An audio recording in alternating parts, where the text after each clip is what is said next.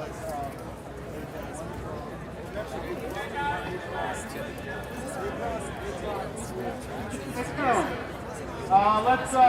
come back to our positions and stand by. Welcome to tonight's game. Our background.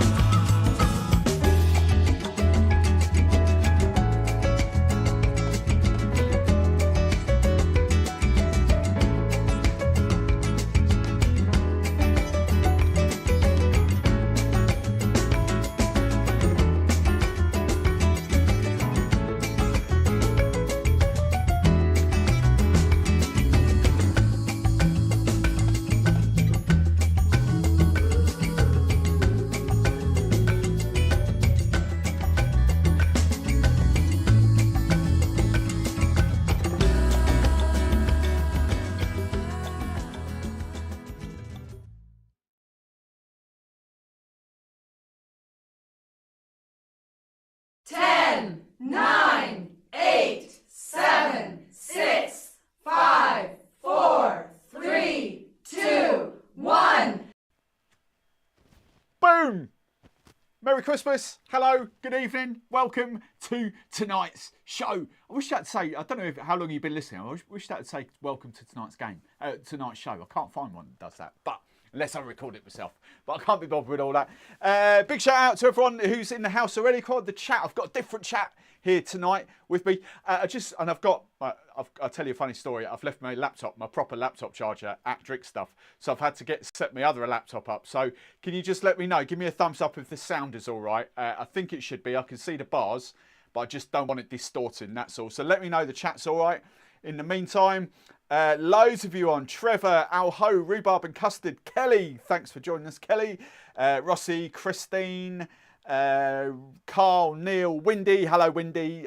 Pat, Justin, Andy. Jesus Christ, how many? Kevin and gang. Destiny, Moxie, Aaron. Oh, there's loads of you on. Hello, hello. Moxie, member for 13 months. See, I can see all this chat now tonight. Brilliant. So, yeah, I'm assuming there's lots of thumbs up. I'm assuming that's cool. Coming up in tonight's show, we have got the long anticipated. Oh, I can't wait to crack these. I've had these before. I know exactly what they're. Well, I say that I've had these two plenty of times. I've not really paid too much attention to that. So that's coming up roughly about 9 o'clock tonight, give or take. You know me. Depends how much banter's going on. So we've got the Companeros. I'm going to start off with a little kind of, I'm not going to call it the rerun because that's from a certain podcast, but a kind of little rum revisit. I've got some a mix of the week, spiced rum sort of focused, early doors. I have got a different cocktail for Trevor Rose. Again, I had another tactical error. I left the Suze that he wanted for his officer and a gentleman that I've been putting off for about 4 weeks now. I've left that at Drink Stuff as well, so that's been delayed. So we've got another one from Trevor Rose tonight because he was feeling a bit left out and feeling a bit like that. So I hope Lisa's giving him a cuddle tonight. So that's a members cocktail, and then we're going to be doing a little bit of a daiquiri deep dive. Last week the daiquiri was, I forget what we did last week. Oh, grapefruit daiquiri last week. This week I'm going to focus on just swapping the rums about. I might have a little swerve. I can see Trevor's uploaded there. I might have a little swerve on one of the rums because I realised I'm actually doing that as a video and I don't want to spoil it for myself next week. So I might avoid one of those rums. I don't know what else he's got there.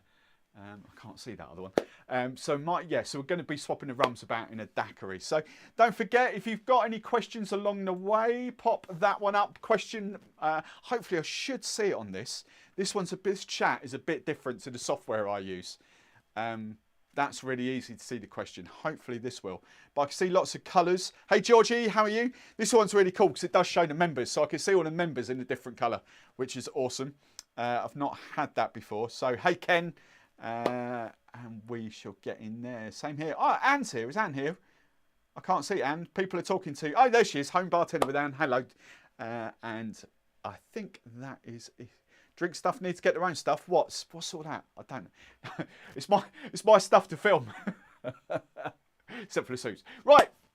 So, coming up now, right now, that's the mixer of the week, by the way. We're going to be doing that. Oh, and I need to show this so we know what's going on.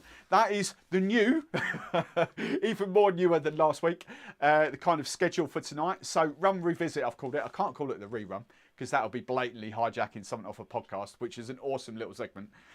Spiced rum mixers, cocktail time, so that will include the members' cocktails, rum tasting, and then Q&A banter. So, have I got a little rum revisit? I think I did that. Did I do it? Yeah, I did. Look at that. Look. So there we go. Time stamping up. Nice. Rum revisit. I like that. Right. So tonight, this was all spurred, and I'm going to try and do this each week now. There was a sort of two conversations I had this week. First off was in the membership community, kind of about, like, I forget about some rums and I don't crack them out. I forget what rum we were talking about, but it was like, why haven't you tasted that for? Why don't you do a video about that? And completely forget about, because I've got loads of rums here. But there was another conversation I was having this week about blends. Now, blends in the sense that brands that are buying up different rums from different countries and blending. And this wasn't in the membership community. This was a completely separate conversation. And the conversation went kind of along the lines of people look down on blends. People, the main rum community, I'm generalising here, but the main rum community appreciate brands more. So like rums from Appleton, rums from Hampden, rums from Dawley's, rum from DDL, El Dorado, and that kind of stuff. As opposed to brands like this, and I'm picking out a couple here, that actually just buy up loads of different rums and kind of blend them. And the skill for them, so the skill for these guys is obviously distilling and then blending from the same sort of rums, different barrels but similar sort of rums to get that. But the skills from these guys is actually in the out and out blending. And I've got two, obviously some plantation ones are blended as well. Those two are blended rums. And I see the 3 stars, the Jamaica, Barbados. And that. So, you know, from this we've got rums from Jamaica, Barbados, Trinidad, Guyana, Jamaica, Barbados in there. I'm always going to say Trinidad in this. Always. I'm always going to think it's Trinidad. Barbados and Jamaican in there. This one I'll talk about. This one's the one I'm going to be focusing on. But then we've got all these kind of rums. And the whole point was, you know, these are kind of looked down on because they kind of are in the whiskey world. With whiskey, you know, you've got a single malt. And people kind of, oh yeah, single malts are the best kind of malts. But actually, do you know what? You've got a few cracking, I'm not a whiskey drinker, but you've got a few cracking brands that do awesome blends. Like Chivas Regal, whatever you want to call it, is a brand of blended rums. Not Jim Beam. What's the other one? I was going to say Black Bush as well. Johnny Walker is a brand of proper premium blended whiskies. You've got Monkey Shoulder, which is a brand of blended whiskies, proper premium whiskies. And they're not looked down on at all. Obviously your Bells and your Famous Grouse and all that kind of stuff. They kind of are. But it got me fascinated because I remember this rum, this last year's rum, and this, believe it or not, this was, I actually looked, this was like 9 weeks ago now I had this. And I was like, do you know what? I really, really like blends because you've got so many different layers of different different rums going on, different tastes, different flavour profiles, that they're really fun. They're really different to drink. Whereas, you know what you're getting with an Appleton, with a Hampden, with a Worthy, with a Dawley. So you kind of get that sort of out and out kind of inherent taste that comes off that distillery. But with a blend, you know, you get all those different things. So I'm going to go focus back on this. This is, we're saving turtles for this. I could come around. I'll come around the other side. I'll have, the chat is going mental here, so I'll have a look at the chat in a minute. But that's the one. This is Lost Year's, hang on, which way are we going? There. Lost Year's 4 Island Rum. This is Lee and Trudy and son Billy from the UK. So it's a UK brand. And just kind of, I'll have another little taste of this in a minute. So I haven't had this for about 9 weeks or so. So I kind of wanted to revisit. That's the whole point. Just to kind of, because my palate is changing all the time. I wanted to change, I wanted to kind of see if I was getting anything different or whether I appreciate them more. So, you know, that's what this whole little segment's going to be for opening up the show. So this is a blend of 8-year-old Foursquare rums from Barbados, a 5-year-old Dominican Republic, a 2-year-old Jamaican rum in there, and then an unaged agricole from Guadeloupe. So you've got all those, you've got the inherent sort of Jamaican funkiness and a little bit of agricole coming through in that. You've got this sort of smooth tropical note vibes of Barbados, of Foursquare in there, and then Dominican Republic, which I'm not actually that up with. You know, I don't know what notes I would get off there for the Dominican Republic. I need to get into some more Dominican Republic rums. Right, let's just go down. I don't think there's anything there. Yeah, thank you, whoever that was. Trevor, smack that like button as well, please, peeps. Thank you very much. Andrew, we've been using Cawston Press. Yeah, we'll come on to that. Cawston Press is amazing. We love that stuff. Question, Ross. Now you've built up your palate, would you appreciate the rum the same way 12 months ago? Can you identify? Well, this is the point, right? Obviously, we're not 12 months into this journey yet. But this is the whole point of this segment, because my palate has changed dramatically since I started, since I properly niched into rum in the summer. And it's changed dramatically again in the last sort of 8 weeks or so, since doing the whole Jamaican stuff as well. So this is kind of it. I haven't watched back what I said about this at all. I know I loved it, and I know the first time I tasted it, it was just like different layers bouncing around off here.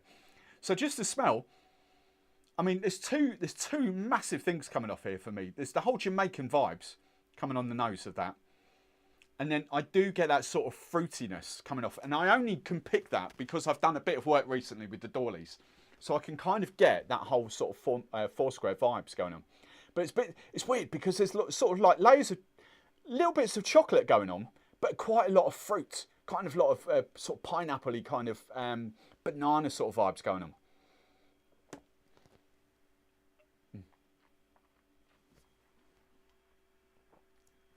It's sort of lovely. It's not, it's kind of a medium finish on it. It's still going. There's like a little bit of peppery spice. It's a gorgeous rum to sip neat. The fruit is now coming out in there. The fruit takes a little bit of, sort of like 10 to 20 seconds to come out in that. But you can, for me, this is really bizarre. I kind of don't get the agricole on that now because I've kind of been used to the whole Jamaican. I get a Jamaican in that. I get the Barbados in that. That is a lovely, lovely rum. I can't remember how much this was now on Master Malt. I should have put the price up there.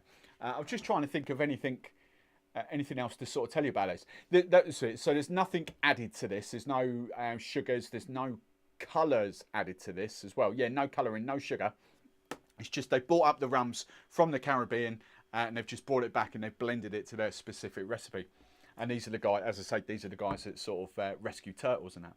And I just think, you know, I really kind of want to sort of go back and like taste it. I'm going to get the lovers out tonight for the daiquiri because that is a blended kind of rum and that's specifically created for the daiquiris.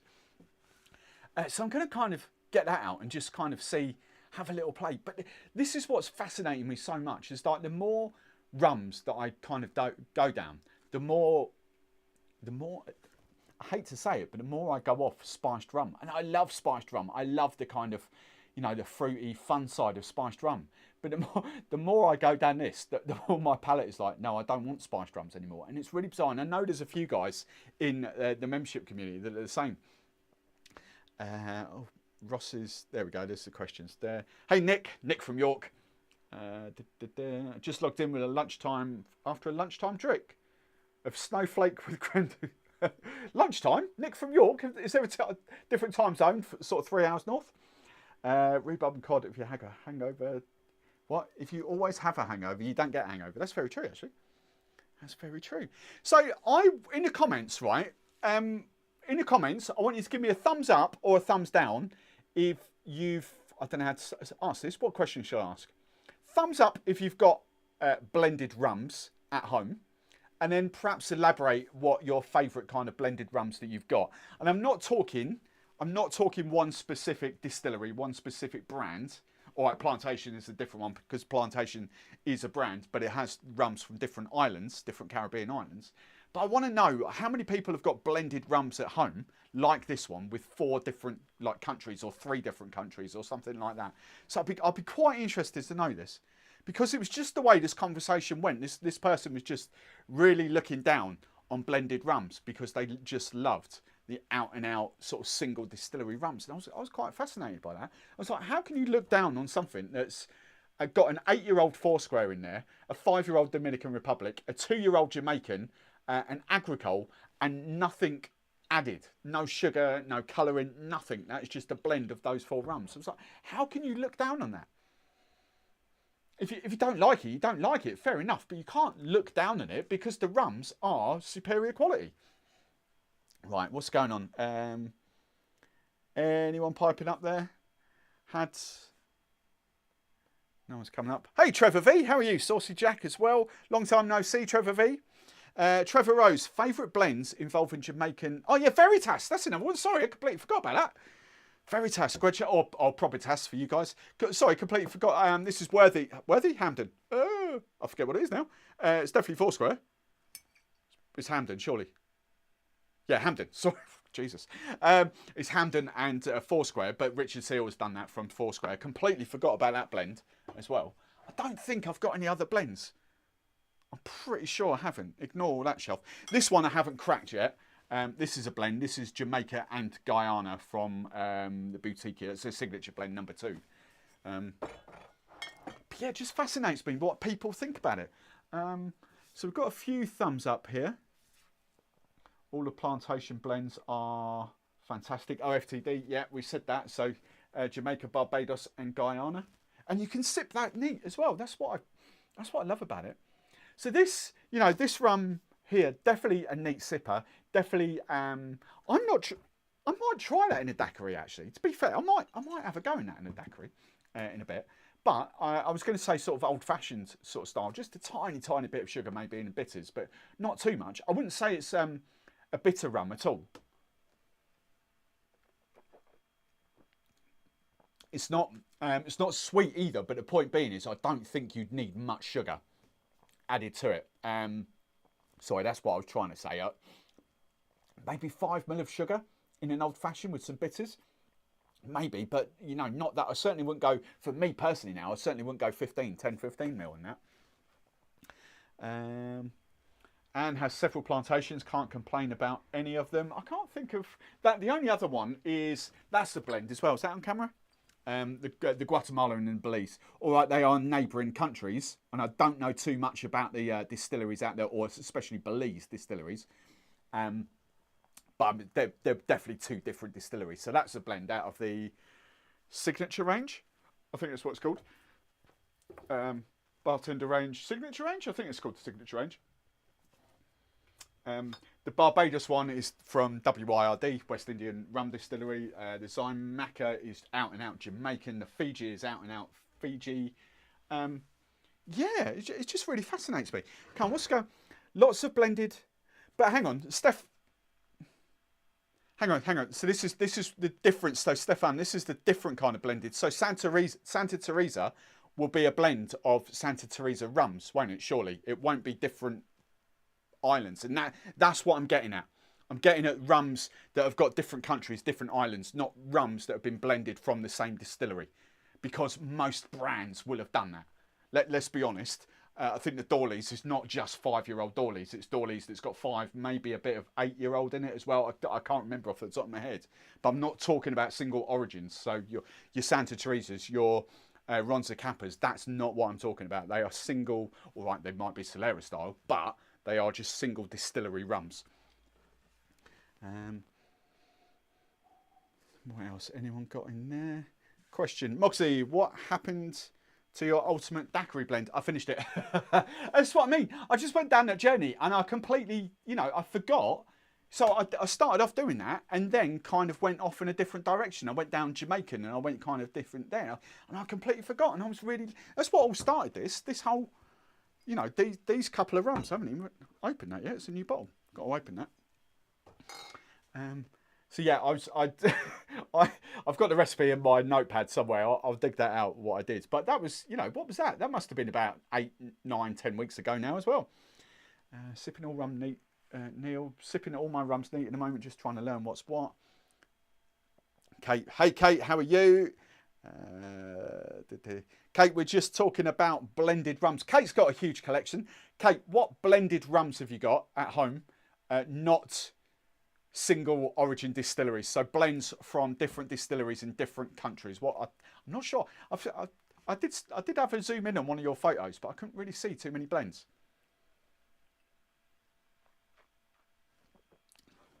So that's the whole conversation we were having at the moment. Just blends. I don't think obviously there's not many people commenting about that. I don't think many of you have actually got that many blended rums at home.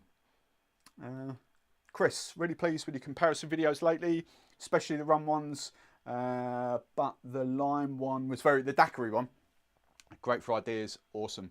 Yeah, there will be, the cocktail videos will be few and far between. I am going to launch another pre-recorded, but another kind of show for drinks, but the out and out Tuesday, Thursday videos are going to be like the rum and the comparison things because everyone is loving them. So that's what's going forward. I just had to quickly drop in a cocktail video on Thursday for another reason. Equiano, yes, Equiano is another kind of great example. So Equiano is Mauritius and Foursquare. I can't remember the name of the Mauritius distillery, but yeah, a blend of African, basically Mauritius, and Barbados rums. So Equiano is another big brand, and it's doing some really good stuff at the moment. And that, hey Tim, that is just, I could quite happily sip that neat. That, as Ian Burrell calls it, that for me is a perfect kind of session rum. There's nothing offensive in that. Really light. Really easy drinking, tropical, bit of spice, different layers coming out. The layers kind of hit you at different times. Like the first bit of that, I kind of get those sort of bits of Jamaican kind of notes going on there. Probably the Dominican Republic, if I'm honest. That's the first bit, because that's the only other thing I can get it. I'm not saying it's the agricole that's coming out. I think it's kind of the top notes of Jamaican, what I've been used to, like the Appletons, the Hamdens, that's coming out. But as it kind of mellows out, as it kind of finishes, it's definitely that Barbados that comes out to play for me. Those tropical kind of light, fruitsy fruits, essentially. That's what I'm getting. A little bit coconut maybe, but sort of the pineapple notes. And I just love that layer of complexity that's going on. Right. Black Tot. The Black Tot is another brilliant example of blended rums. All of their rums are blends. I'm pretty sure all of their rums are blends, actually, of different countries. They have to. I'm 99.9% sure on that. Black Tot is another brand. I haven't got any Black Tot here. I'll have to reach out to Mitch and just get their normal one, actually. I'll have a go at that. Andrew's retracted a message. See, this is what I don't see. Kate, Thameside is a cracking example. Thameside, I've not had that. Jamaica, Barbados, and Guyana. Nice. I'll have to look out for Thameside. Right, I think that's it. Cool. If anyone's got any other blends to shout out about, let me know. I genuinely can't think of any other blends I've got here. They're all They are just all singly. Even like the Scratch, you know, Scratch is coming out. They distill that in the UK, so it's just one single origin rum. Gone into there. And the new lot, they've run out of their aged stuff. The new lot will be coming later in the year for that. I've got the Thames side. Thanks, hadn't realised it was multi-island.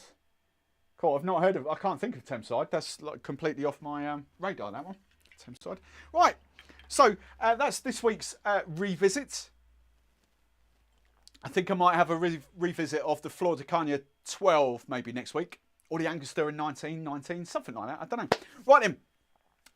Let's move swiftly on to mixer time for you spiced rum heads, because I know quite a lot of you spiced rums, spiced rum fans follow me. So this week, and I've been using that in drink stuff this week, so that'll be, I think I'm about 3 weeks ahead with the drink stuff videos. And I thought, you know what, this is a cracking mixer. I love all the Cawston press stuff. Plain apple juice, apple and rhubarb, apple and elderflower, apple and ginger, apple and beetroot as well. I snorted then. Sorry, got excited about the beetroot. You know, they're just brilliant stuff. And this, you don't. And so for this is like the guys that have got businesses here, like Kevin, you know, the simple things like this. Who else is Jonathan? I haven't seen Jonathan for a few weeks. I'm assuming he's pretty damn busy at the moment. Banks, yeah, Banks 5 and Banks 7, they are blends as well. I haven't got them, but I've had plenty of Banks 5 in the past. Yeah, definitely that's a blend. What's the best mixer with dark rum? Hard to see past blackcurrant, old school blackcurrant, Vimto, blackcurrant cordial. Right, so on that note, because I've got it out ready to go, this was one of the rums I was going to do. So your Kraken equivalents, your Liberty, your Audi. Oh, let's just, corks in there, pop. Right, I'm just going to do quick taste tests of this as a simple mixer. Quarter corks, there we go. Right. So apple, so your dark rum, your black rum, whatever you want to call it, and apple and rhubarb. This should be absolutely amazing, this stuff.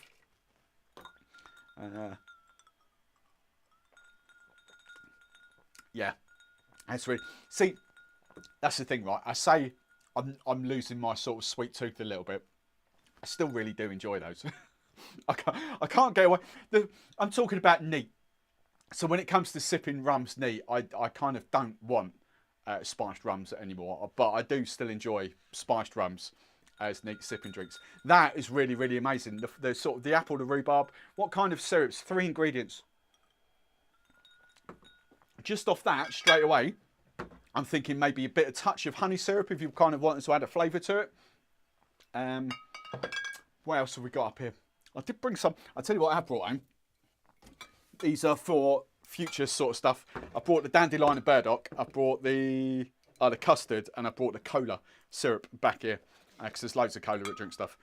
So we're going to have a little play with those in future. But yeah, that's nice. What I was going to do the honey bell, wasn't I? Right, that's cracking. So that's a big shout out for a dark black rum. Where's my honey bell? Honey. Bit of this. So the new show, I'm going to kind of move these to a pre-recorded sort of 10-minute show that will probably drop on Saturday mornings. Just simple inspiration, very quick, pre-made. That's what I'm going to start doing. So this show, the Sunday night show, is going to be focused on rum and the sort of more decent spiced rums that I get sent to kind of feature. Wow, that's good. Oh, that's amazing. Honey bell and apple and rhubarb. That's a stunner. Holy hell, that would be amazing warm as well as a kind of mulled cider, spiced rum. Oh, that's flipping delicious. Right, what else have I got? I put cherry bomb down. Cherry. I don't know what my head was thinking. I put a hazelnut down. That was another one I've done.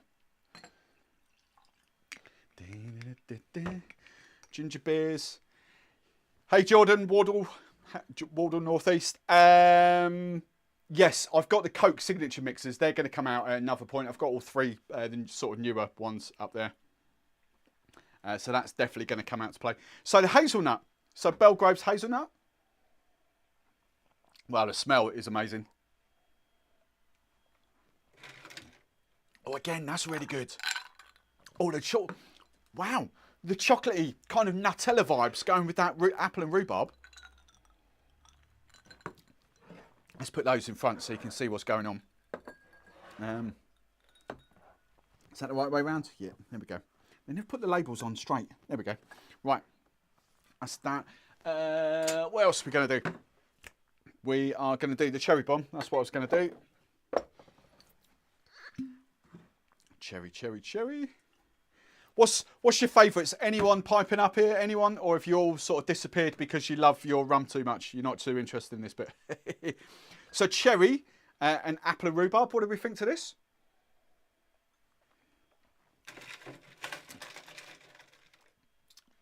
Oh, that's quite good as well, actually. Oh, I tell you what, this is a proper out and out all rounder. Easy. Most supermarkets in the UK will sell that, and farm shops.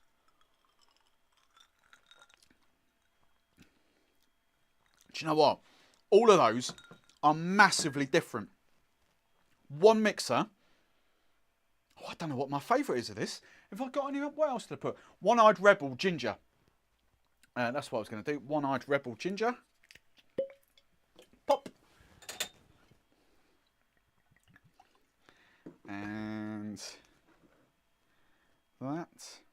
I think this will be up Mummy Barman Street as well. I think she'll love that. Is that the right way around? There we go. Yeah, perfect. Right. Oh, that's good. Apple, rhubarb. That, I have to say, that's really feisty ginger. That's proper feisty. Apple, rhubarb and ginger is just a match made in heaven, that is. And do you know what? That's the thing with that. I don't think you need a sort of like I did last week where I was using different sugar syrups. Yes, they're going to add stuff to it. But I don't think you need to add much to that apple and rhubarb because it just does the job. It lets the sort of flavoured rum. And I would do pineapple, but I'm going to do a pineapple. I've got 10 pineapple rums here.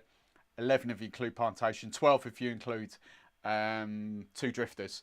I'm going to do a massive pineapple rum comparison video. So I'm not going to get the pineapple rum out for this. But there's just, I don't know, what's everyone thinking here? Ginger beers, let's get up to 50. Tim, breakfast in a glass. Yeah, currently got red leg and ginger beer with a few dashes extra. Going down nicely. Aaron, nice. Rum and more rum. Have to admit, I'm jealous of the mixers you can get. Mixer-wise, it's phenomenal in the UK. There's so many. I need to get half of the London Essence stuff as well. Coconut. I haven't got much. Oh, yes, I have. Coconut. There we go. Rossi B wants coconut. So, Luna. Coconut, apple and root. Oh, there's a lot of coconut there, isn't there? Cool, waste not, want not. I'm not going to get through all that, am I? You can tell I'm a tight Cornishman, can't you? Right. Oh. There we go. Apple and rhubarb. Let's put that back. Coconut for young Ross. Oh, that's a good shout. That's a really good shout. Do you know what? I don't dislike any of those. I think my favourite is the Honeybell. Actually, my second favourite for fun. But these are fun fruity drinks. Look, it's not sort of beat around the bush too much. They are fun. They're fruity drinks. So Honeybell first. A Luna second. I would probably go the cherry third. I've forgotten all that. Huh? You know, that's the one in last place. I put that because I think that is really feisty ginger, and I think the ginger kind of you can dilute it down a bit more. Of course you can, but the ginger for me just outbalances the apple and rhubarb and that. So that's last place. But do you know what? The rest of those, if any of you were coming round my house for a party now, I would serve that up as a welcome drink to any of you. And as long as you kind of loved your fun fruity stuff, I don't think you'd be disappointed with any of those 5 there. Really, really delicious. I like all of them. Which one would I go? I don't know which one I'll go for. Shocking behaviour. Sorry, Kate. Stefan, the Canadian mafia are in the house again. They're bullying you to smash that like button. Ladies and gents, if you could smash the like button, that would be absolutely lovely. The more likes we get on a stream, the more YouTube loves that, and the more sort of it puts it out to a whole new audience. And I realise that a lot of people don't watch live TV anymore these days. It's all pre-recorded stuff. I get that. But smash the like button. Question. Would Stiggins Fancy work in... I said I weren't going to do the pineapple, but that's just kind of giving it away, isn't it? The thing that people don't realise about this is not a pineapple rum. Contrary to popular belief, contrary to what Plantation will probably tell you, because people classify, you know, when people automatically think pineapple rum, they think a flavoured rum. That's not. That is, at the end of the day, right, that's just neat. That is rum, first and foremost, with the lovely hint of pineapple coming through at the end. It's very different to, and I haven't opened that, very, very different to something like that. Like, worlds apart. Absolute worlds apart. You know, these are, some are natural, some are artificially flavoured. They are pineapple first with rum second. You know, this is rum first and foremost with subtle pineapple. Absolutely amazing. But it's not a pineapple flavoured rum in the sense that people would expect if they love their dead man's fingers, for instance. You know, that's a completely different ballpark. You know, it really is. The answer is yes, it does work. That's really nice as well. Any more for any more? One last one. 2 swallows. Neil. Right, last one for... Oh, get in there. Last one for young Neil, and then we'll move on to Trevor Rose's cocktail. I'm looking forward to Trevor Rose's cocktail. Because it's properly up my street. That officer in Argentine was a bit too what's the word? Ego tenderish. Right. There we go. Rum. What's this? 2 swallows. So salted caramel and citrus fruit, essentially.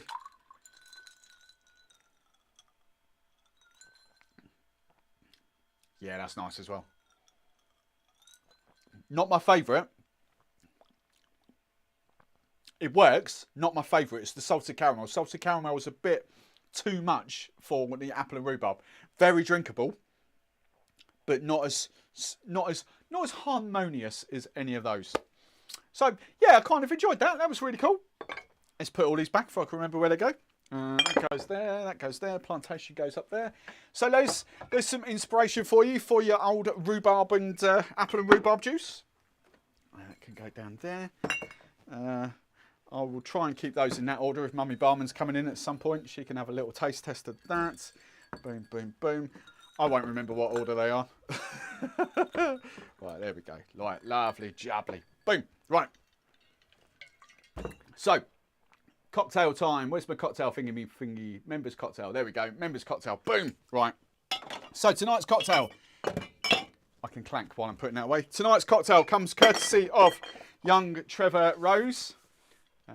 We go back to that. And I've actually had the admin to do it tonight. There we go. He's called it. Is that on screen? Yeah. He's called it a Jamaican gut punch. And first sort of thing I was looking at this, I was like, that's almost zombie territory.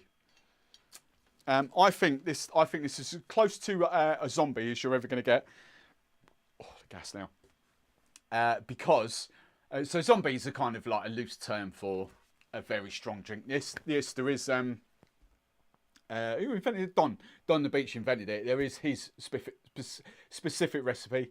There is Trader Vic put a recipe on about 10 years later. The zombie, very different kind of thing as well. Don the Beachcomber has Beach Bum Berry is kind of documented Don Beach's recipe in there. So it's loads, but you know, then you've got TGI Fridays, you've got all the other bars doing different sort of zombie recipes. So a zombie is just kind of loosely translated now into a very strong drink. So the ingredients are on screen. I've had to abbreviate because I've only got a certain amount of letters that I can play with on there. Let's just before I quickly go in there, not enough ingredients for a true zombie. Oh, the gin boy pipes up. Look. Right, too much mixes. Well, no, you see, if you come, you got to think, right, so I know that, but if you look at zombie recipes on many bar menus in the UK, that isn't too far off them, you know. So if I get what the zombie is in the tiki world, but in real life world, actually the zombie just kind of loosely translates into very strong, lots of rums, juice, and fun and fruity. That's what the zombie sort of translates into these days. Rightly or wrongly, that's not my decision to be had, but yes. If you look at, who's got one on? If you look at the Revolution menus, for instance, I'm sure they've got a zombie. It ain't too far removed from that. Obviously not the same, but it isn't too dissimilar. So, ingredients for this, I've had to abbreviate. So, we want rum bar silver, which is proper fake. Did I read this right the other day, Trev? This is now Trevor prefers this to Veritas, or Propertas, I should say. That's a bit of a statement, isn't it? So, rum bar silver, Ray and Nephew. So, Smith and Cross. So, there's your rums. 40% ABV, 63% ABV, 57% ABV, 57 on there. That's a lot of rum. Lime juice. I've got plenty of lime juice. Another backup down there. Passion fruit syrup. Now, what I'm going to do for this, because I have got some left over, I've got proper funkin there, and I'm going to add a little bit of sugar to that. So that's out and out funkin from I had a hen party masterclass last night. So passion fruit syrup. Falernum. Jesus. Pineapple syrup. Now I am going to have to use ODK for that. Framboise de Rance is up here. FDR. The old FDR. That reminds me of Die Hard with a Vengeance. The FDR. Isn't the FDR tunnel? The viaducts, wherever it is? Die Hard with a Vengeance? The FDR? I think it is. Franklin D. Roosevelt. Yeah, FDR. So that's that. Mango juice, we've got that ready to go. Coconut water, we've got that ready to go. And pineapple and star anise bitters, we've got that ready to go. Probably off your screen now. So if you're making along, that is all the ingredients you are going to need. Let's hide that now. Hide. Boom. Right. Blended cocktail. I've got my little blender. I'll do that to one side. Sticky fingers. Right. Let's, he's done this in ounces. So 1 ounce. 30 ml of rum bar, is that on screen? Yeah, of rum bar silver. Boom. So that's that one.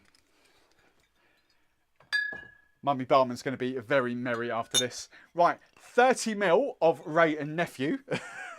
30 ml of that. So that's the equivalent of like 45 ml of normal rum.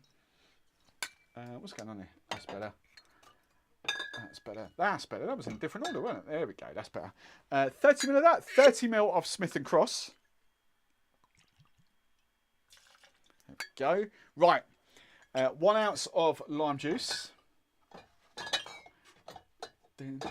Get on there. Need a bigger bar, barman. Need a bigger bar. Right. 30 ml of lime juice.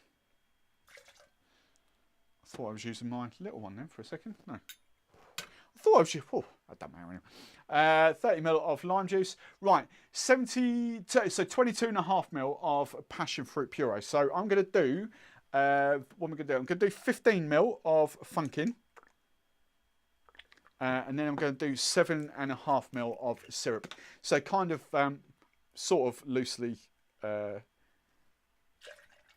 passion fruit, proper, how Martin Cate makes it in Smuggler's Cove. So funkin to sugar syrup. There we go. Let's leave that on there. Oh, but actually, I've got a shelf behind me. I always forget about that shelf now. Right. God, this is labour intensive. This one, isn't it? Right, 15 ml, half an ounce of Falernum. I tell you what, you want to be flipping, smashing this like button for this, don't you?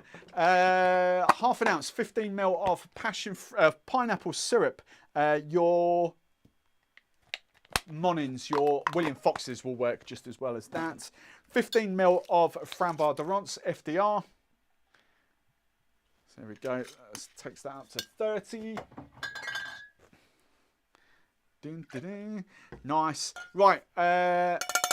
2 ounces of mango juice.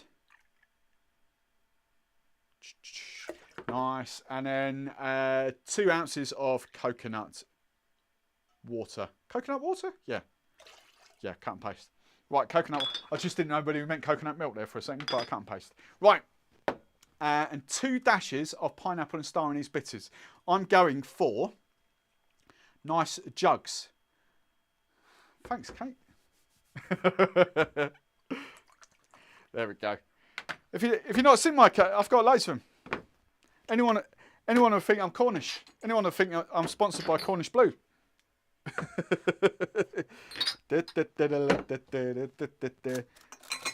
Shot glasses, Kate. Bigger one. I've got a little espresso mug. I've got my big mug as well. It's got Barman on the front. You know, we've got to have Cornish Blue, haven't we? Right. I put them away while it's blended. So crushed ice. There we go. Right. That'll do. Right. Quick blend.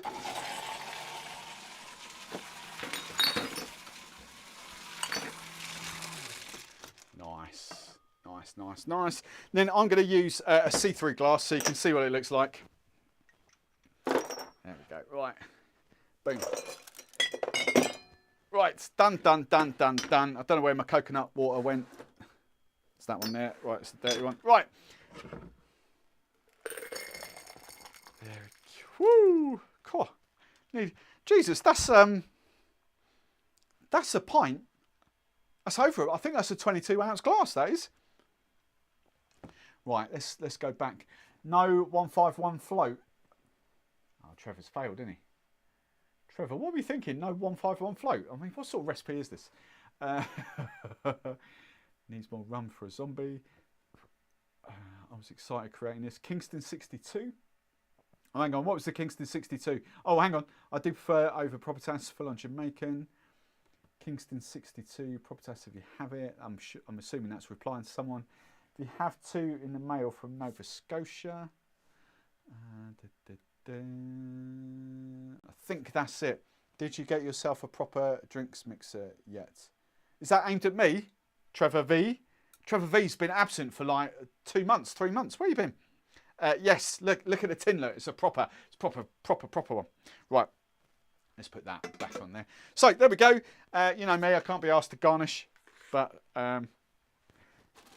He says, with all these dehydrated fruit and all that there, you go, pineapple garnish. I'm sure garnish with tropical garnishes. There you go. This would be a perfect one to set fire to as well. Apple, lime, deal with that. Pineapple fronds. Right then.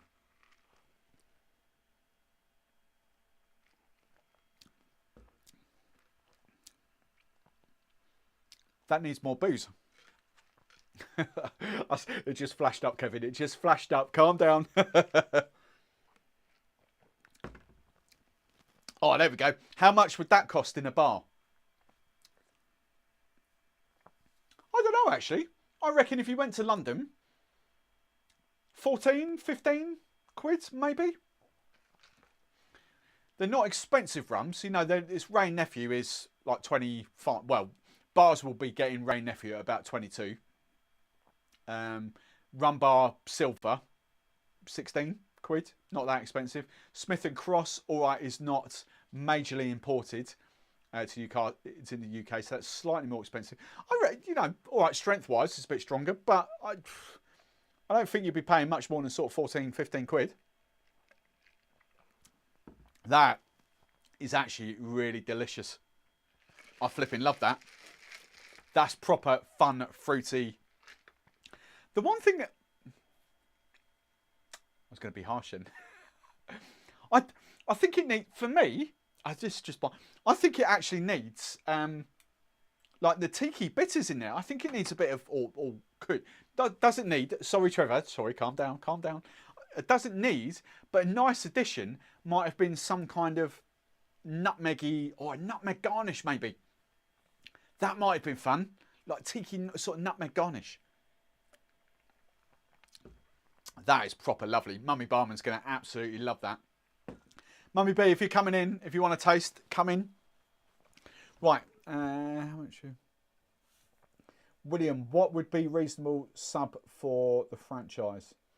Raspberry syrup. Don't forget the framboise. These are alcoholics. So if you're going syrups, this is alcohol. These are not as sweet as syrups.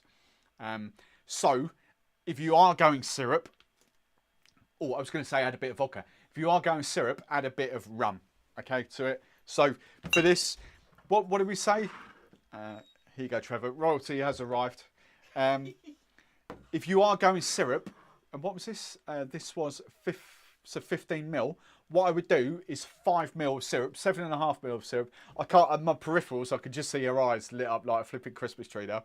That is awesome. That is awesome. Give him the raw hand before you take it. Oh, hi everyone. There we go, the raw hand. Do you not want to try the rhubarb stuff? Hey, what? Do you not want to try the rhubarb stuff? Yeah. Oh, might as well before I. Might as well. Try that one, look. All right. I'm not getting that back. That's the honey one. A bit weak after that. All right, I won't bother. Bit weak. Wow. Yeah, so I would do sort of 5 to 7.5 ml of syrup, and then sort of 7.5 to 10 ml of rum if you really haven't got like a raspberry liqueur there or something like that. Those UK cocktail prices are just criminal. Why? What did Stefan say? Stefan, a few at this floor. Yeah, so I don't know what I can't. 15 quid. What's that in Canadian? 22, 23 Canadian dollars. Labour intensive to serve that. Yeah, but you could. But that's the point. If you go to a cocktail bar, Kevin, then you know that's what you're paying for. If you were doing it on an event, you just batch it. I would easily bang that out in events. You know, you'd batch the rums in one, you'd batch the syrups in another, and you'd batch the mixer in another. You've got 3 pours. You keep 4 pours. Keep your citrus separate. 4 pours, and you've got it easy peasy. So yeah, it's not that labour intensive. If you're only making one of them, it's labour intensive. If you're making 10, 20, 30 of them, it's easy peasy. Just batch. On the was one. Oh, nine nosad. On the Gosley's 1.5. Sorry, I'm terrible at butchering names, but Gosley's 1.5 right. Floor. Hello, Claire. Is Claire in the house? Hello, Claire. She's just finished work. How are you doing, Claire? Good day in the office. Right. Oh no, what have I done now? Pin. Oh, I can do lots of funny. Oh, what can I do here? Hang on, this is a different chat. Hang on. What's this? What can I do with there? Oh, it's not coming up now. A whole menu came up of options. Oh, that's a bit dull. It's gone now, isn't it? Oh no. Pin. Add. Oh, add moderator. No, that's a bit dangerous, isn't it? Right then, daiquiri time. Really, really quick daiquiri time. So hang on, do I need to do another? So it was members cocktail. Do I need to do this graphics? Yeah, cocktail time. Right, boom, there we go. Just so I can see what I'm doing. Right, let's get a few glasses out for this. Lovely, jubbly. Right, and let's go for rums in here. So tonight's cocktail. I should have rinsed my hands while I was doing that. Tonight's cocktail. The rum tasting, the Companeros, I can already tell, are going to be a little bit late. Maybe about 10 past. 5:10 past. We'll go. Right, I'll tell you what would be easier, actually. I'll tell you what would be really easy. Yeah. I'm thinking on my feet, innit? Right. Instead of shaking the daiquiri, we can blend the daiquiri, can't we? We can blend. Flash blend. Right. How many are we going to do here? So, 1, 2, bit more. I'm going to be honest, right? That's opened. I'm just going to kind of. It'll only go off otherwise. So that was just my top up for that. Because I haven't used that. I opened that for the video, so that's already what 3 4 weeks old. So I better use it, otherwise I hate wastage. So 4 of those. I'm going to do 2 of these with a little bit for the bar top, obviously. Right, hang on. If I position this over here, I can kind of look at the comments while I'm doing it, can't we? There we go. Right, Claire is talking almost $26. What's that for the cocktails? So for you Canadians, how much, right, let's reverse the question. How much would you, unless you've already said it, sorry, I haven't seen it. How much would you be paying for one of those cocktails in a cocktail bar in Canada? And I get there's going to be regional variances. For instance, if you went up north in the UK, there wouldn't be 15 quid for that. You know, you'd be talking 12 quid, for instance. Right. So this is so last week we did the grapefruit daiquiri. This week I'm just going to do a straightforward lime daiquiri.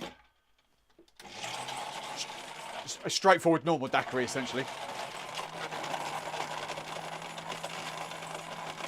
Right, there we go. Right, and this obviously isn't a frozen daiquiri in the slightest. But what I'm going to do for speed, so the rums, let's go head to head with Trevor for a start off, because I did put these in the old chat. The rum I'm not going to do is the Rum Bar Silver, because that is coming up in a video and I really don't want to spoil it for myself. And I'm filming that tomorrow. Right, so let's go Plantation 3 stars there. Right, that's that. Yeah, hang on, 5 mil more. So I'm just thinking of my ratios here. Keep it there. Right. So I'm going to do these at a 3 or a 6-to-1 basically ratio for this. All right. So Plantation there. What we got? We got the Flor de Carne up next for Trevor, 4-year-old. So what did I do? I did that. So I want that one for that. No, it was the next one up. Next one up. There we go. Right. Yes, right, 20 mil. Perfect, right. So, Flor de Carne there. I'm not going to do the Rum Bar Silver. What else has he got there? I don't know what that one is. What did I put on my list? I put... Oh, Agricole was the next one down. Is that an Agricole? So, Agricole, I'm going... Is that your Agricole, Trevor? I don't know what that bottle is with the red stripe. Don't know. Right, so Agricole. So, the whole point of this, I just want to kind of see what effect the rum has on a daiquiri. So different, but I'm going, so the video I'm filming this week, I'm going kind of Jamaican rums. And I'm putting 4, so you know that white premium, sorry, the white rum video that I did, and I said I was going to do a premium upgrade version of it. Well, that became a minefield because there are so many premium upgrades. So how I'm going to do the premium upgrade videos, I'm going to break them down into different categories. So I'm going to do the category 2s, so almost Jamaican rums if you like. I'm going to do the category 3s all head to head. I'm going to do the category 4s head to head as well. So that'll be a category, well, that's a category 2, but that's kind of Barbados, Jamaican. That's a category 4 because that's column stilled. So that's kind of how I'm going to do those videos. So instead of just going to premium, there's going to be lots of separate ones. But I'm filming the Jamaican one on tomorrow. So I don't want to spoil that for myself. Hence, I'm not doing that Rum Bar Silver tonight. And I've just made a note of a few others. So I've got Mad City Botanical Rum here that I want to kind of test out. So this is a UK one for those of you abroadies. Where's Mad City? See the labels? There we go. Right, Mad City. Right, the Lovers. Oh, I didn't open this, did I? Did I? Yes, I did. So I've got the Lovers. Now this rum, the Lovers rum, is what I was talking about at the top, is a blended rum, but this was specifically blended for the daiquiri. That should be the perfect daiquiri rum. What else? I'm going to do, for Craig, because I don't think I've ever tried it, for giggles, I'm going to do Pussers, the Blue Label Pussers. I've got absolutely no idea how this is going to rock out, but I'll try anything once. What's the other one? Appleton 8-year-old. That was the last one I did in my head. Just for giggles. Oh, I've just put the Pussers away, haven't I? So, Appleton 8-year-old. I love experiments. I absolutely love experiments. Right, let's strain that out into that. So get rid of my ice, and then that'll make life. That don't fit, does it? There we go. This will make life really, really easy. Right, there we go. Nice. Might just have to do a quick ice cube. I could have shaken this, but that would have taken way, way, way too long. You could argue that this has taken way too long as it is. Right, that's that. We've got ice cubes. There we go, that one. Break that in half. Perfect, right, here we go. So if I did that, that's got to match, that's that. Nice. Boom, 2,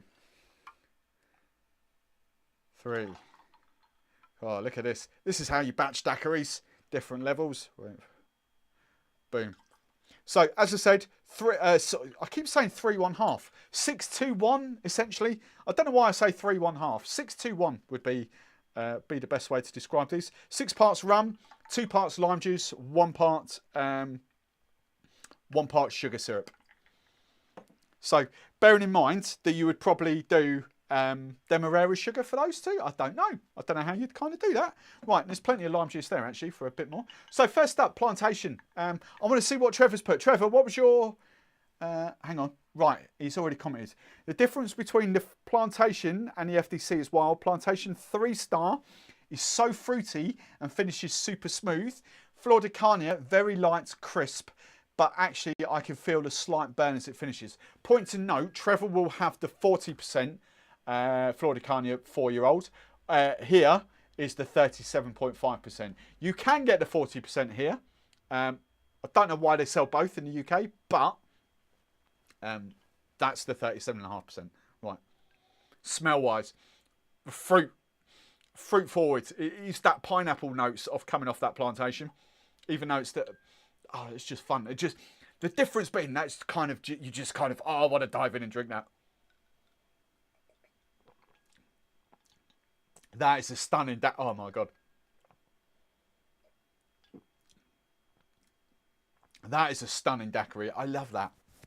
I haven't had that in weeks and weeks and weeks and weeks, and I always say, oh, I'll find a new rum and I'll go, oh, that's amazing in a daiquiri. And then when I come back and try that, I'm like, oh my god, I forget how good Plantation 3 stars is in a daiquiri. Oh, that's good. Right. Different nose, completely different nose off that. And it's only 20 ml of rum gone into these.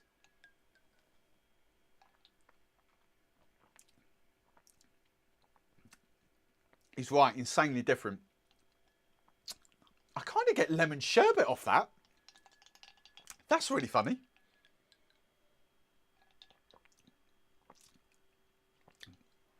They are like, I don't know whether I say this. I've said this a lot in recent weeks. I don't know whether this translates abroad, but I keep saying they're like chalk and cheese. I don't know if that's a saying in Canada, in the US, in who else was in Germany, in Singapore. I literally don't know if that's a saying, but they are so completely and utterly different. I can't split them. I can't tell you that that's better than that. They're just worlds apart. That's a great way of doing daiquiri blend, actually blending it. Right. I don't think I've ever had an agri-cold daiquiri. I can't remember a time I've had an agri-cold daiquiri. It's going to be fun. Right. Let's just catch up. That's my agri-cold. Right. That's Trevor's agri-cold. What is it? Trev, I can't. Sorry, I'm out here.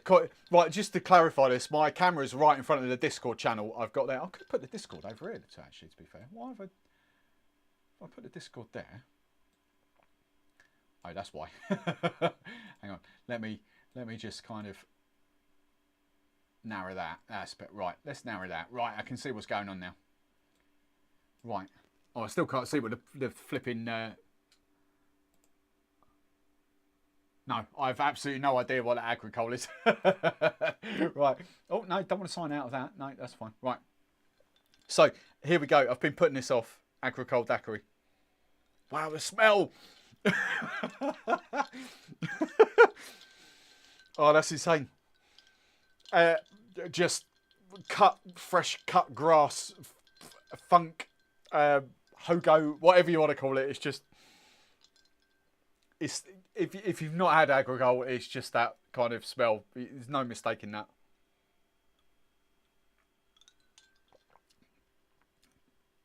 but I have to say, actually very pleasant. I wouldn't put it up there with those two, but again, a completely and utterly different drink.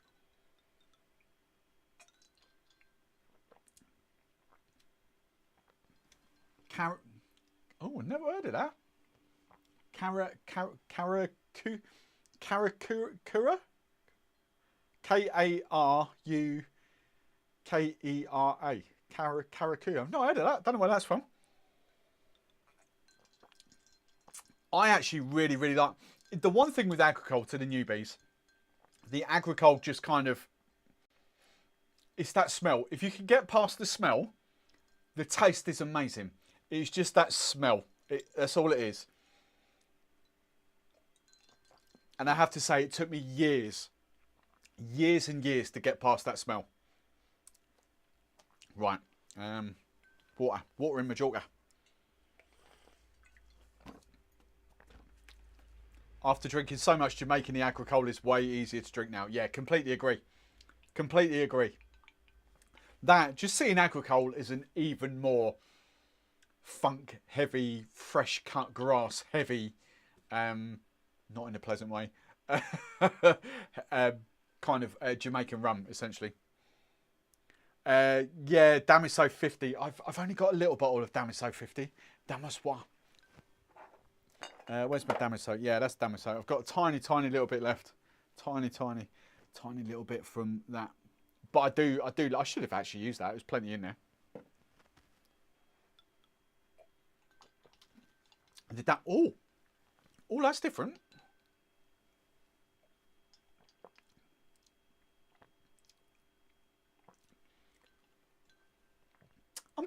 That's bizarre.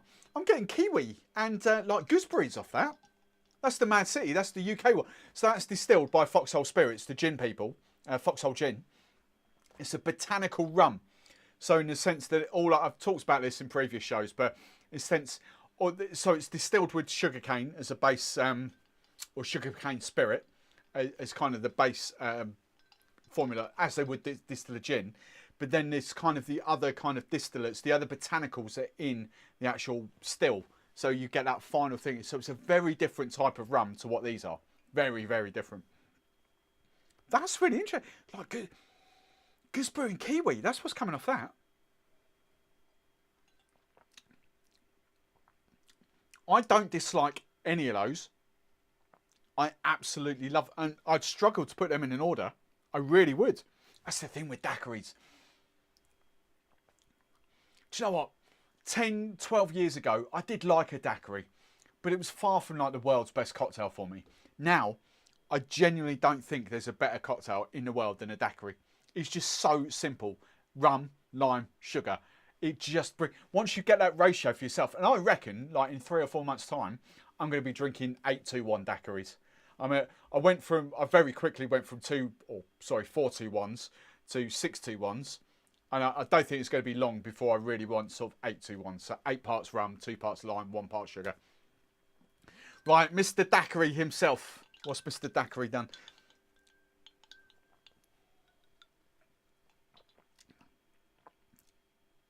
Wow. That's completely different again. Peppery spice coming off that first off. Different layers. I forget what the rums are in this.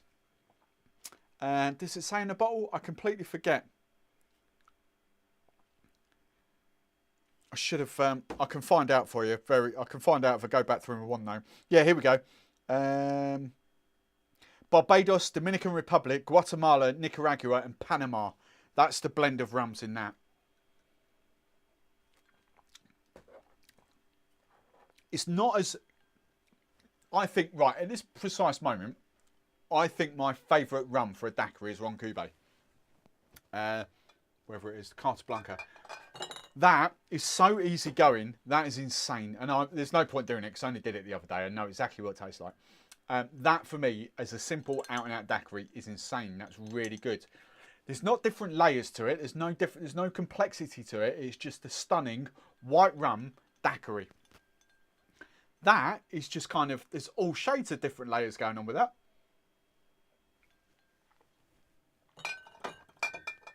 I get honey off it. I get tropical fruits. I get like peppery kind of peppery sort of spice notes off it. Finishes very crisp. The first taste isn't. The first taste is like almost honeyish, but it's the taste is just like super crisp. For those of you kind of just joining us, the Companeros will be coming out in a few minutes, probably about 10 past, 12 minutes past, about 5 minutes or so. We'll be talking about them for a long time. So don't go anywhere for that. Right, pussers. I don't think I've ever had pussers as a daiquiri. I've got no expectations for this at all. It's not a rum that I would pick up for a daiquiri. I've got zero idea of how this is going to go. Perhaps I should have used Demerara. I don't know. Ross, sorry. The questions, right, this software is not picking up the questions as easy as my other software. What I would say, definitely, if you've got a question, definitely write question in capital letters, because that is easy for me to pick out. At the moment, it's just kind of blending in. So, Ross, I have just seen that, but I wouldn't have done. Right, I will just go above that. William, Jamaican gut punch here in the States, a good tiki bar, $16 to $18. $16 to $18, what's that? That's not too far off. That's about 12, it's about 12 quid. That's not too bad. Right, what did Ross? Where's it gone? Right, for the novice drinkers who don't really know what a real daiquiri tastes like, what would be the best the best ratio? Ross, do you drink? The simple answer to this is: do you drink neat rum? If you can handle neat rum, then I would start off. If you're a real newbie, start off at 4 parts rum. So, how could I do this to make it easier for you? Mils, measurements, whatever. It doesn't matter. Do a 25 ml measure. No, that's a bit wrong, isn't it? Because she'll end up with like 100 ml of rum. Right, do a 30 ml jigger, right? So do 4 parts rum. So use 15 ml as a part. So essentially you've got 60 ml of rum, yeah? And then start off with 20 ml of lime juice and 10 ml of sugar. That way, it's not oversweet, but you can sweeten it up. So you can add, but what I'm saying is, because this is how I teach masterclasses as well. If you start off with a 4-2-1, for instance, that could be automatically too sweet. So if you start off with 6 parts, so it's 60 ml, so 15 ml is your part, so 4 of those is 60 ml. So do that. So you've got 60 ml of rum. Then go 20 ml of lime juice and 10 ml of sugar syrup. If that's kind of you can easily add a touch more sugar syrup. If it's too sweet, you've killed the drink straight away. It's always easier to sweeten a cocktail up at the end than it is to sour it back down. So always err on the side of caution, but I would genuinely go 4-2-1 to start off with, and just see how you go. All right. So whatever we say 4-2-1, whatever your part is, if you're confident, if you want to use 25 ml as a part, then do 4 25 ml of rum, 2 25 ml of lime, and 1 25 ml of sugar, and you've got a big daiquiri then, if you're confident. All right.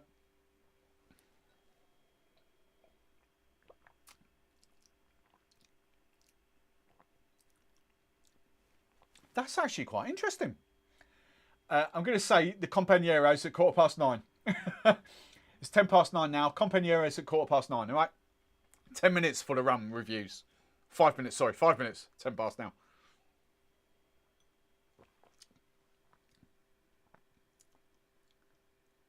Actually, that is not too bad at all.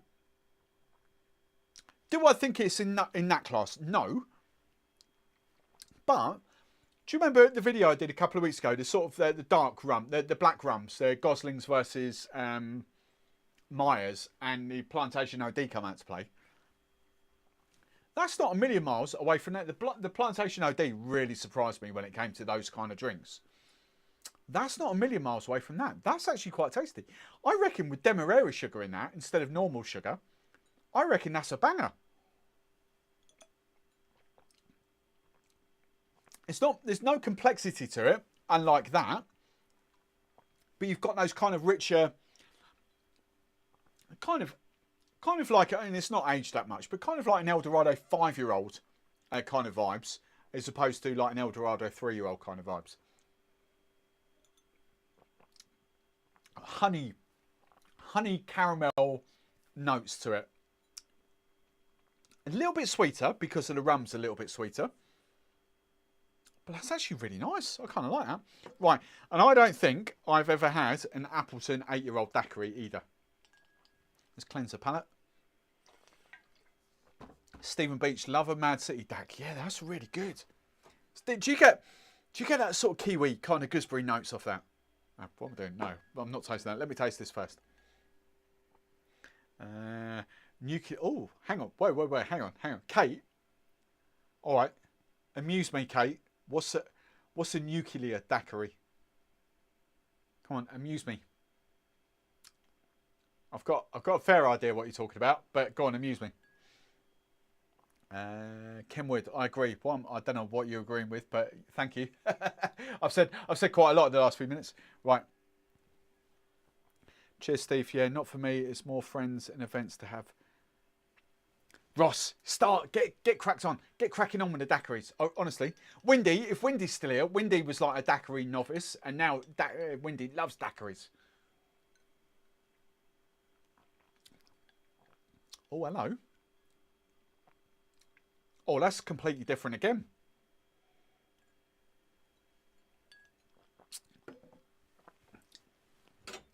That, John, just for, I saw Windy's name earlier. I'm not sure whether Windy's still here.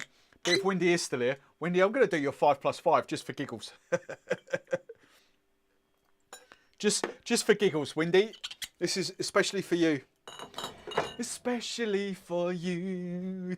I don't know what the next line on that. What is the next line? I don't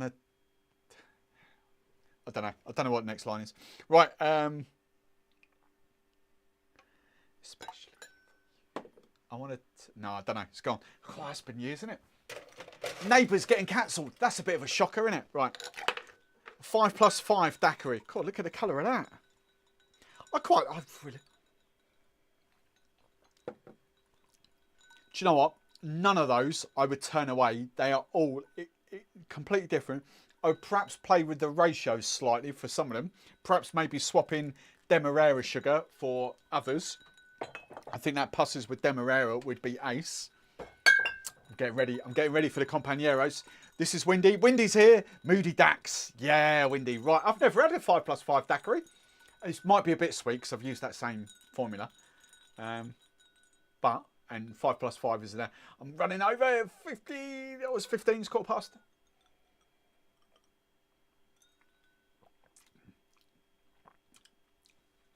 I tell you what, that's actually a little bit fun, isn't it?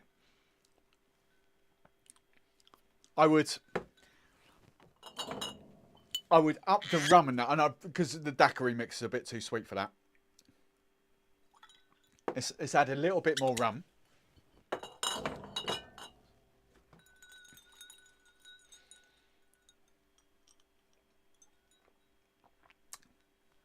I tell you what, Windy, it's a fun and fruity daiquiri. That's all shades of fun, isn't it? I still love my fun. I love my rum, but I still love my fun drinks at the end of the day.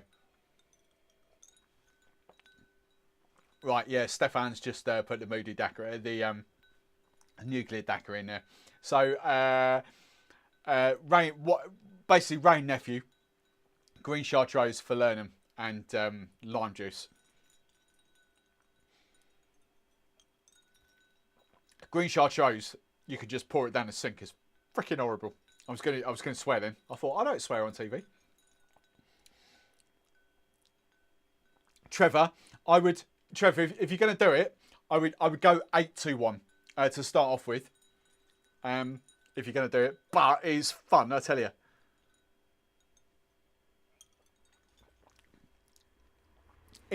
in a completely different way, completely different. Chalk and cheese again, completely different. Right, I know I've said it. I know I've got my little book here. I've got my little bench here.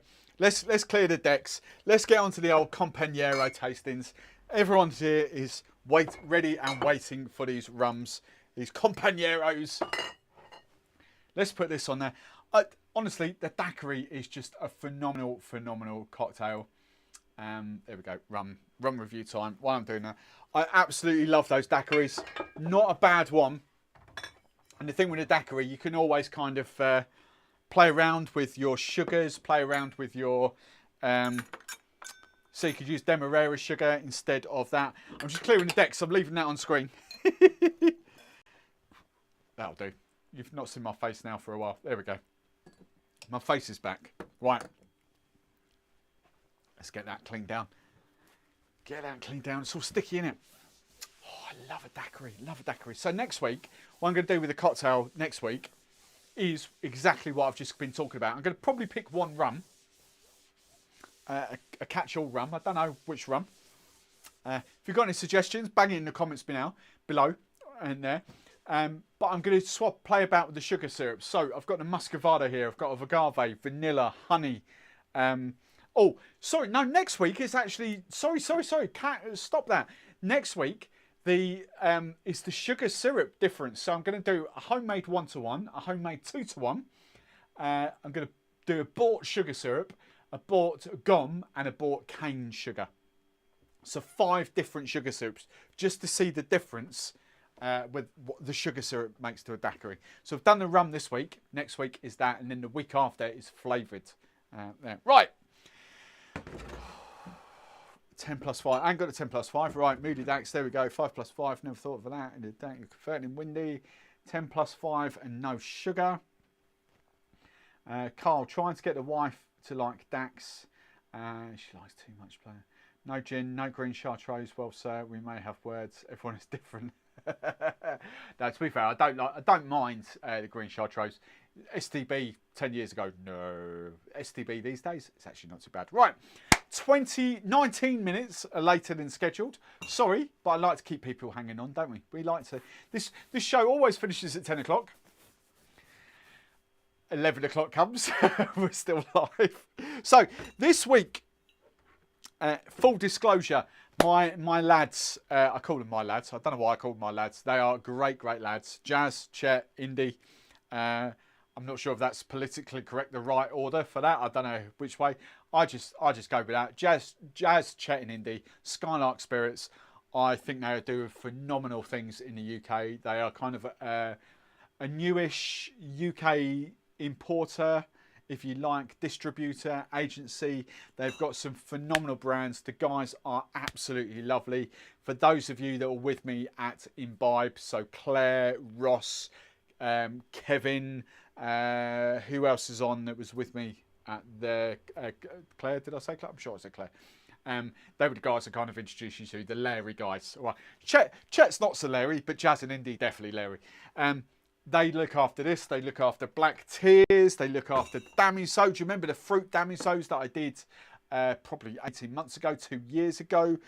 So the Les Oranges, or I think that's right, Les Oranges. They're doing that, and they've got lots of other things. So next week, I think, or no, when at some other point, they've sent me their whole portfolio in a tasting box as well. So I'm going to be doing that. I don't think, no, it's definitely not next week. That's in about 3 or 4 weeks' time. But we'll be doing that. But this week is the Companeros. Now, Companeros, full disclosure, they are a Danish. I've got a book here. I should just read it out in the book, to be fair. This is attention to detail. Look at this, right? I'll come back to the comments. Look at this. This is what the lads get up to. Look, they've got a little book, and you can, if we can sort of come around this way. Oh, look, Claire, that's what you were telling me about. Kate, that's what you were telling me about the other day. Look, there we go. So we need to get Jazz, Chet, Indy. We need to get on that as well. Some Clarin. Right, see this? We've got all kind of this going on here. Look, that's the Damisos. Look, there's oranges. That's what we're talking about. Look, can we see that? There we go. Look, that's what we're talking about there. That's their brands. See, all the information is there. I love this. So we've got some Montana rums to look forward to in a couple of weeks. Right, let's go to the Companeros. Companero is the Spanish word for companions, and it perfectly...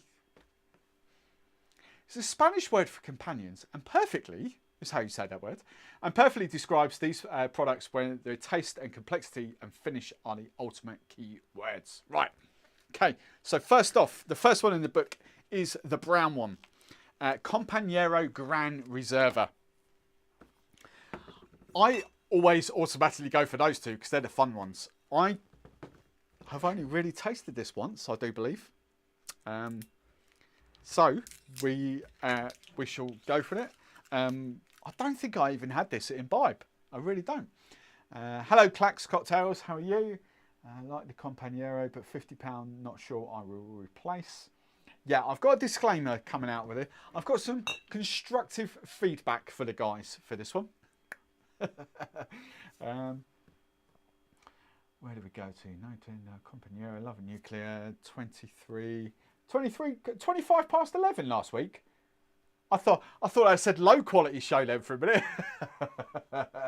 Jazz chatting indie. Oh, is that the politically correct way to say it? Jazz chatting indie.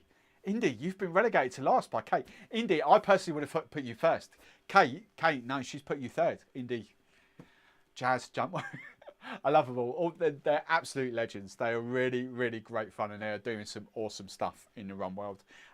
First, you know, it was Jazz that originally reached out to me, but and I'm going back 2 years or so now. Never really heard of them. Kind of reached out. We kind of got chatting, and they're just brilliant, brilliant lads. Really great lads. So. Companero, this one. Let's. I'll come around here just so you can see it. This is the Grand Reserva.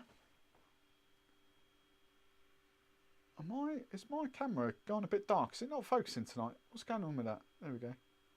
I don't know what. It's a bit dark one side, and we'll have to twist it around. There we go. It might just be my laptop because, as I say, I left the charging cable from my proper laptop at Drink Stuff. Right. Oh, pop. Rum. So, what have we got? Undisclosed distillery in Jamaica. Undisclosed distillery Jamaica and TDL in Trinidad. TDL, for information, TDL is the parent company of Angostura and Fernandez. Okay, TDL are responsible for a shed load of rums in the UK that may or may not get spiced up.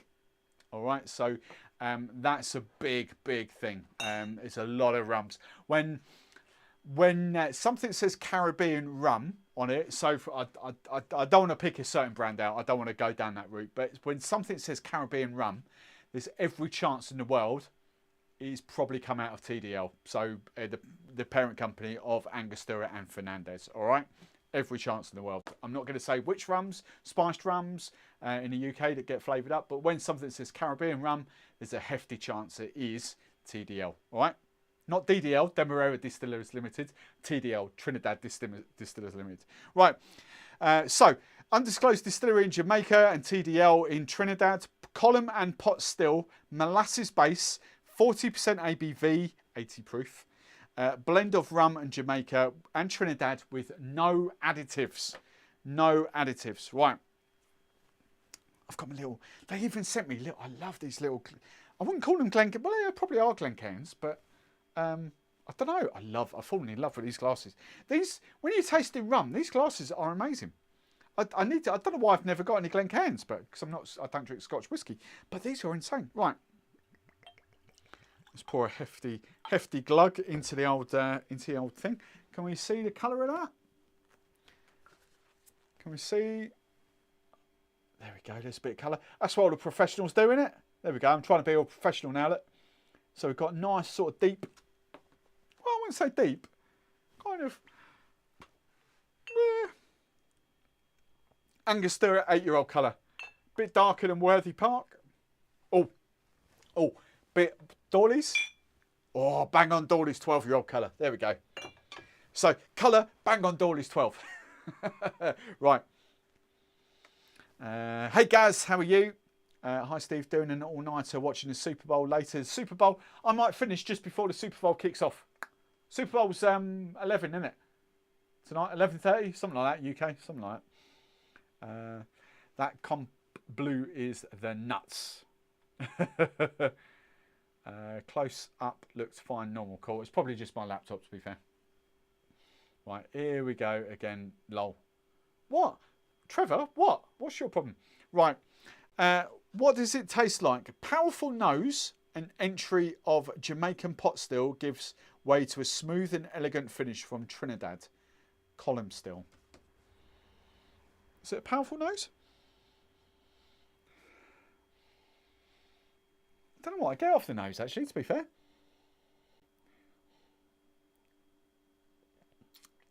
I do. Do you know what, right? And I've heard this mentioned quite a bit recently, and that's the only way I get it from. You know, for some reason, Trinidad gets sort of clumped with petrol.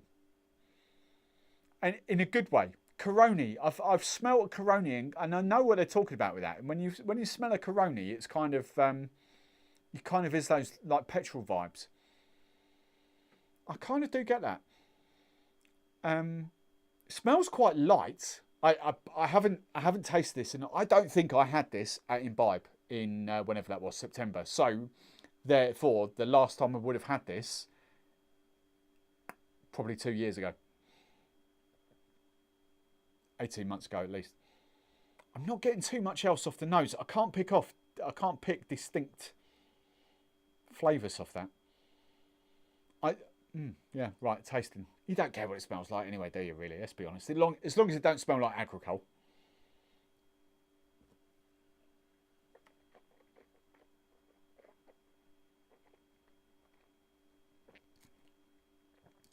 We'll have the first one to burn.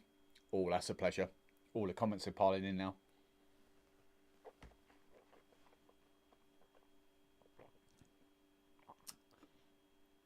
There is a lovely peppery rum burn to that.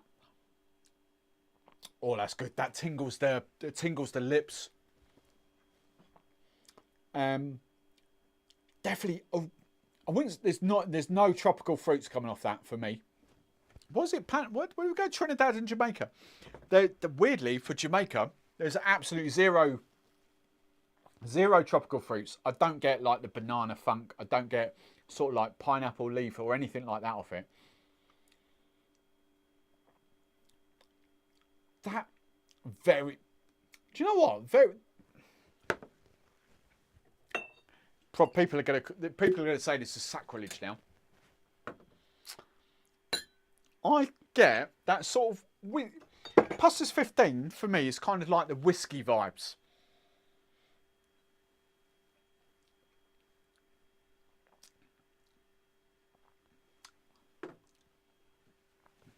I get those same sort of... This is definitely up a whiskey person... Well, to be fair, it's up a rum person street as well. But if you're a bourbon lover, a whiskey lover, that is definitely up your street.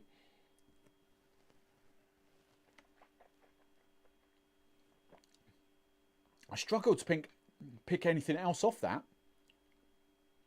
The oakiness comes off there. Touch, maybe a slight touch of vanilla. Definitely no sort of tropical fruit vibes. What I would expect from a Jamaican rum. And to be fair to Trinidad, you know, I was drinking Angostura 1919 through the week. And, you know, you get a lot of fruit off that. This is as close to molasses distilled and aged in oak barrels as you'll probably get. Maybe a bit of smoke on the finish, like really long aftertaste. Maybe a bit of smoke on the finish. That is, if you like your tropical rums, then that's probably not for you. That is not a tropical rum. I cannot compare that. I cannot compare that to anything in Jamaican stables right there. I really can't. In my head, I wouldn't even get the Worthy out to kind of compare it to the Worthy Park, because it is nothing like the Worthy Park. That's why I went straight to the Pusses, because the Pusses 15 is that out and out rum without the kind. It's like the woods, the oak, and slight hints of vanilla, but there's no kind of fruity, tropical fruit to it at all, and that is very reminiscent of that. That's delicious. I really, really like that. But I can't actually think of another rum I've got like that. Maybe that's a shout. Maybe can you see that on screen? Maybe the Flor de Carne 18-year-old. Maybe that kind of vibes. It's no kind of the alcohol burn. You get the lovely rum burn. You do not get alcohol burn from that at all. I don't even know how much this was a bottle, to be fair. I should have put the prices down. I'm really sorry. I didn't get the prices.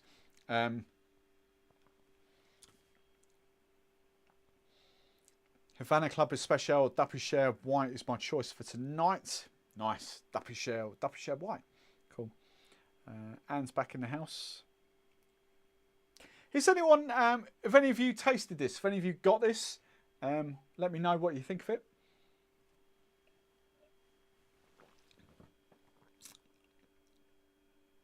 That is,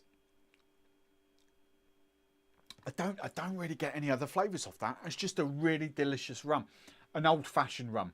If you're going to look to put that in any cocktail, if it's a neat sipping rum first and foremost, but if you're going to look to do cocktails with it, definitely the old-fashioned vibes.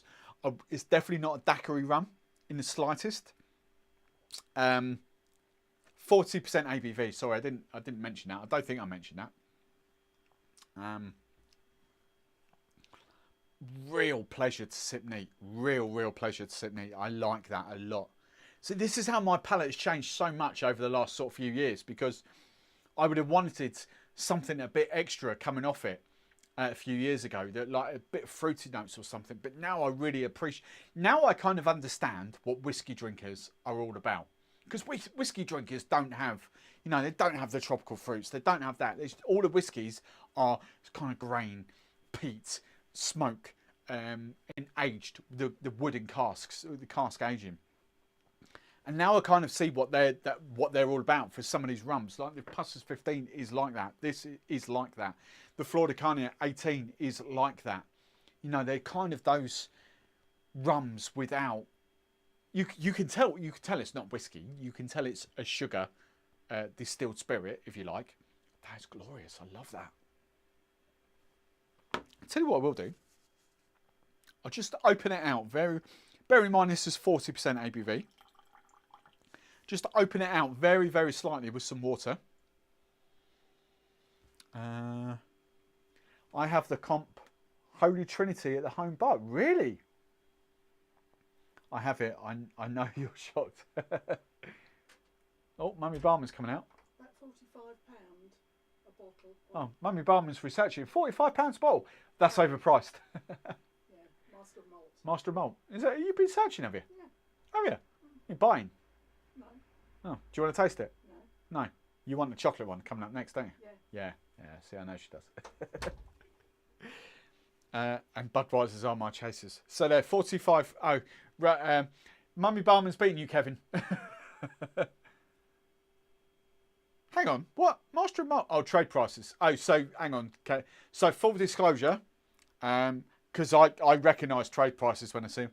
Full disclosure, what Kevin's just put on the screen, plus VAT. All right.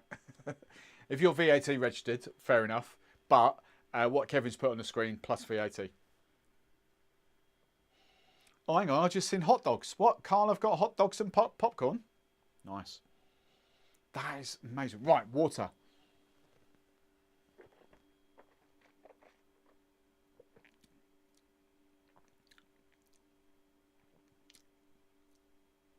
That has just opened out. I still get that lovely kind of peppery spice.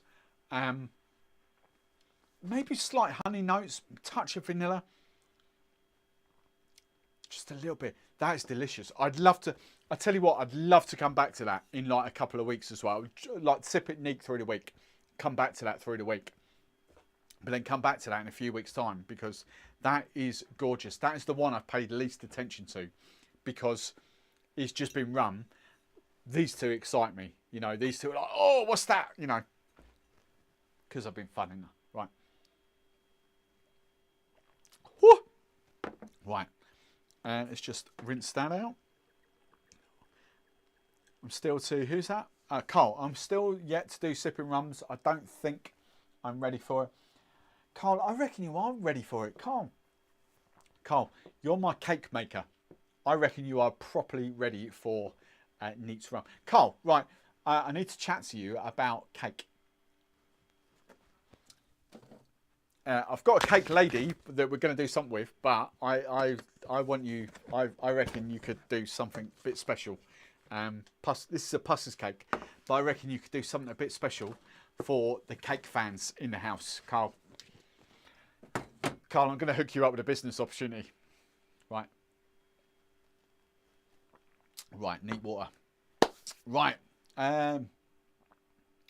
Worth looking at around, can be offers. £49-ish on Amazon. Who are they? Bengals. Who are the Bengals? I've not kept up with the American football this year. Right. What do we do next? We do this one next. Right. This is where my constructive criticism comes into play for this one. Full disclosure, I love this to bits. I absolutely adore this stuff. This is proper tasty. Let's give you a close-up. Can we see that? There we go. I think it's because it's a 4K laptop and it's at a funny angle. There we go. So there we go. Companero, Danish.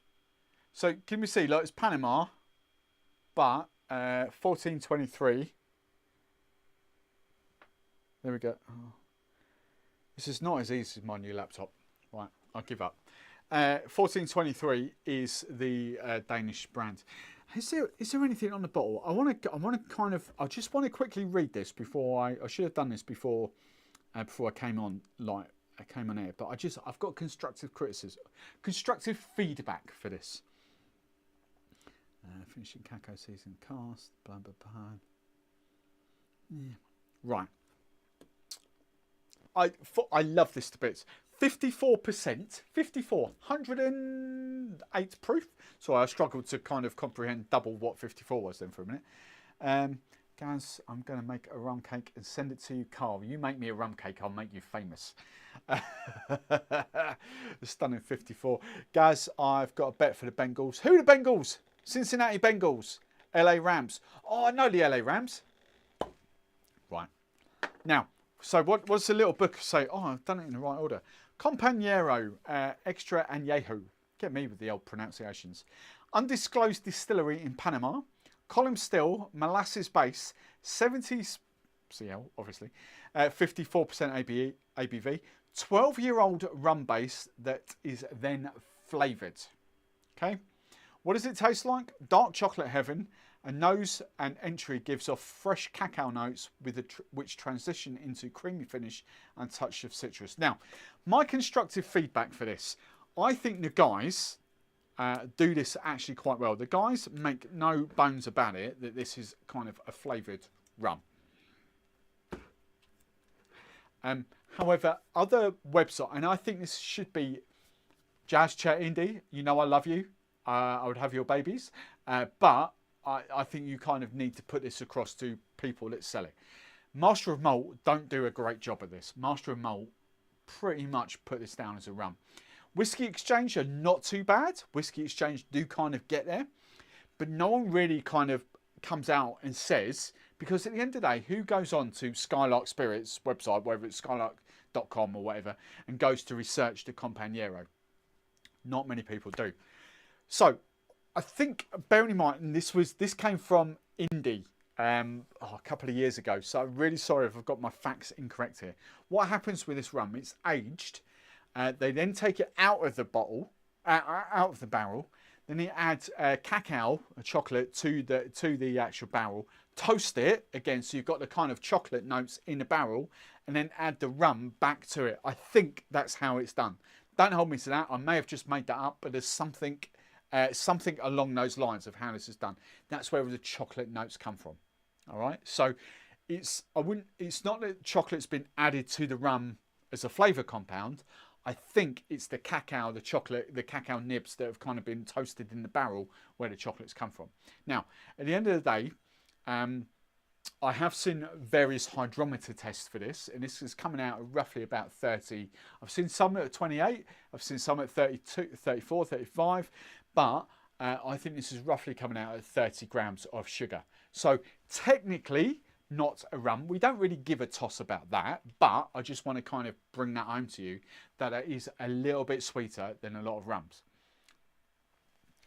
And that's what my constructive criticism is with it, constructive feedback. Because if you bought this as a rum, it's quite as sweet.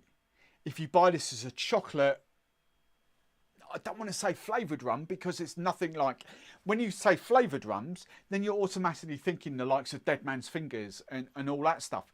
It is nothing remotely even close to being like that. It is rum first and foremost, but with those chocolate notes have been forced into it. That's kind of what I'm getting at, okay? It's not chocolate notes through barrel aging. The chocolate notes have been forced into it, but I think it's been toasted. And Jazz Chat Indy, I'm really sorry if I've got that wrong, but I swear that's how Indy described it to me a couple of years ago. Right, so it's all shades of magical. It really is. I love this stuff. Right, so that's the kind of colour. Really, really light again. So kind of really light compared to the Grand Reserva, was it called? Grand Reserva, really light there. What have I got? That level. What would you guys know? What's a big brand? I don't think I've got. Oh, Plantation. Oh no, that's a bit light. What have I got? Bacardi 4-year-old. Oh yeah, Bacardi. Shades of. Oh, even lighter than Bacardi 4-year-old. Even lighter than that. And that hasn't even gone anywhere near my nose yet, and all I can smell is chocolate. Really smell chocolate. Oh Jesus! I've got a special treat coming up for you in a bit. Don't worry. Right, 49. Where do we go to? STB, Cincinnati Bengals. So who's going to win? Bengals or the Rams? The Rams are the ones I've heard of, so the Rams are going to win. There you go. Stick a tenner on that. You won't be. Of course, the Rams are going to win. Who are the Bengals? Never heard of the Bengals. The Rams are going to win. Easy. Aaron, which of? Right. I think I've just answered that, Aaron. Which one is chocolate forward? The website. Yeah. So that's my whole point, Aaron. What I've just said. That's my whole point. Whiskey Exchange don't do it too badly, but I think if I was a brand, if I was Jazz Chet or Indie, and I was really kind of, you know, that's going to sound harsh. I don't mean that to sound harsh, but I would be having a word with Master of Malt to say, look, I think you need to reword it because it doesn't. Master of Malt, I love Master of Malt to bits. They are the only online wholesaler that I ever shout about, but I think Master of Malt have kind of, or are misleading people slightly with it. That's my only feedback with that, because if you buy that as a rum with chocolate notes, you're disappointed because it is a little bit sweeter. But if you buy it as a chocolate rum, you're like, oh wow, that's good. That is really, really good. All right, so that's the only way I can kind of describe it for you.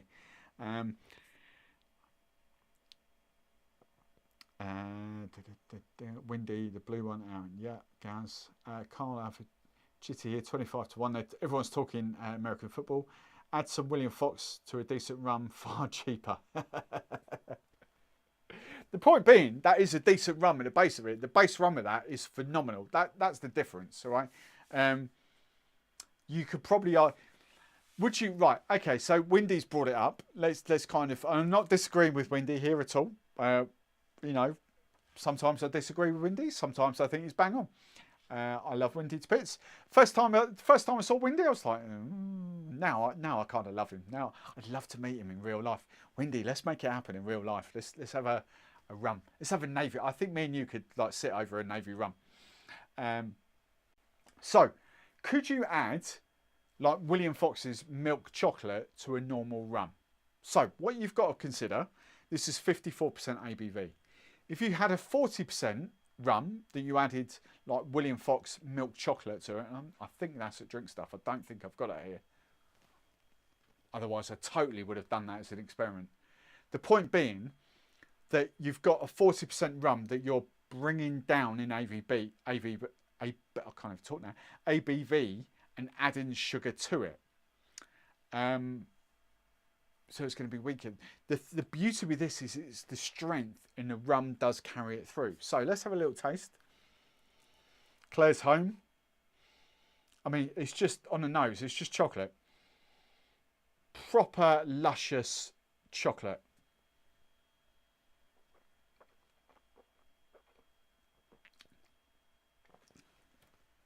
And that's what I mean.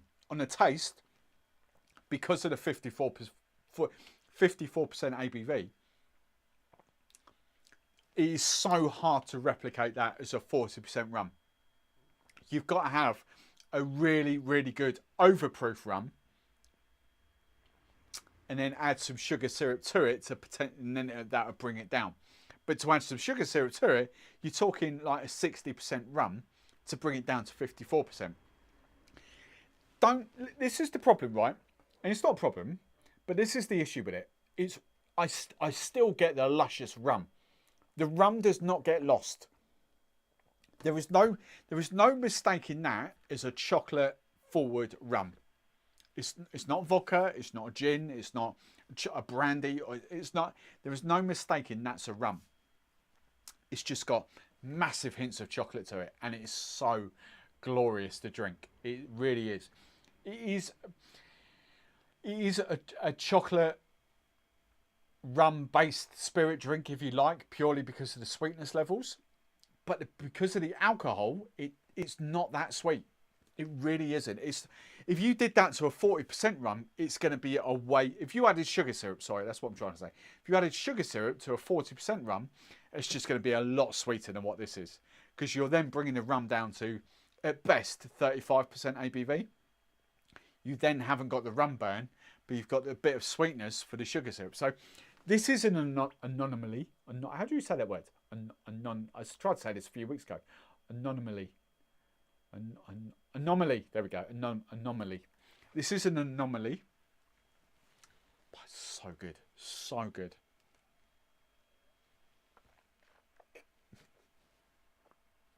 Don't have a whole mouthful.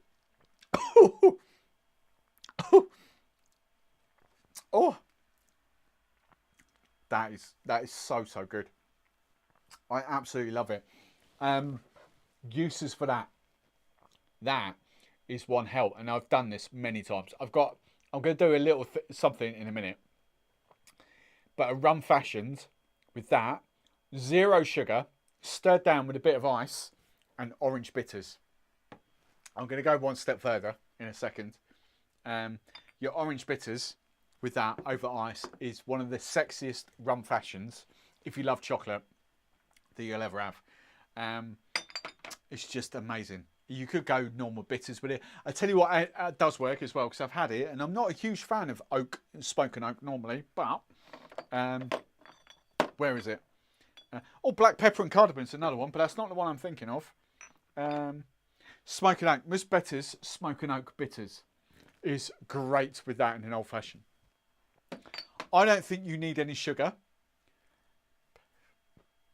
Excuse me. But maybe 5ml if you're that way inclined. Definitely don't go adding 10ml, 15ml to that. But I mean, I'll tell you what. No, in a minute, Barman, in a minute, because I want that for someone else. That's stunning. It's absolutely stunning. Right, so we've done the normal rum, we've done the chocolate. Let's get on to this. And I've got a second tasting glass, wherever it is, he says. Oh, there it is. Hiding behind a book. Now, this bad boy. Let's give you a close-up of this. There is, and see, this is the point, and I'll come on to this in a second. So this is Companero. This is the orange. Can we see, where's the words? Just so I can put, oh, right in the middle there. Rum liqueur. I'm sure it says elixir somewhere. Yeah, elixir, there we go. Elixir right there. Right, okay. So there's absolutely no mistaking this as a liqueur. No mistaking.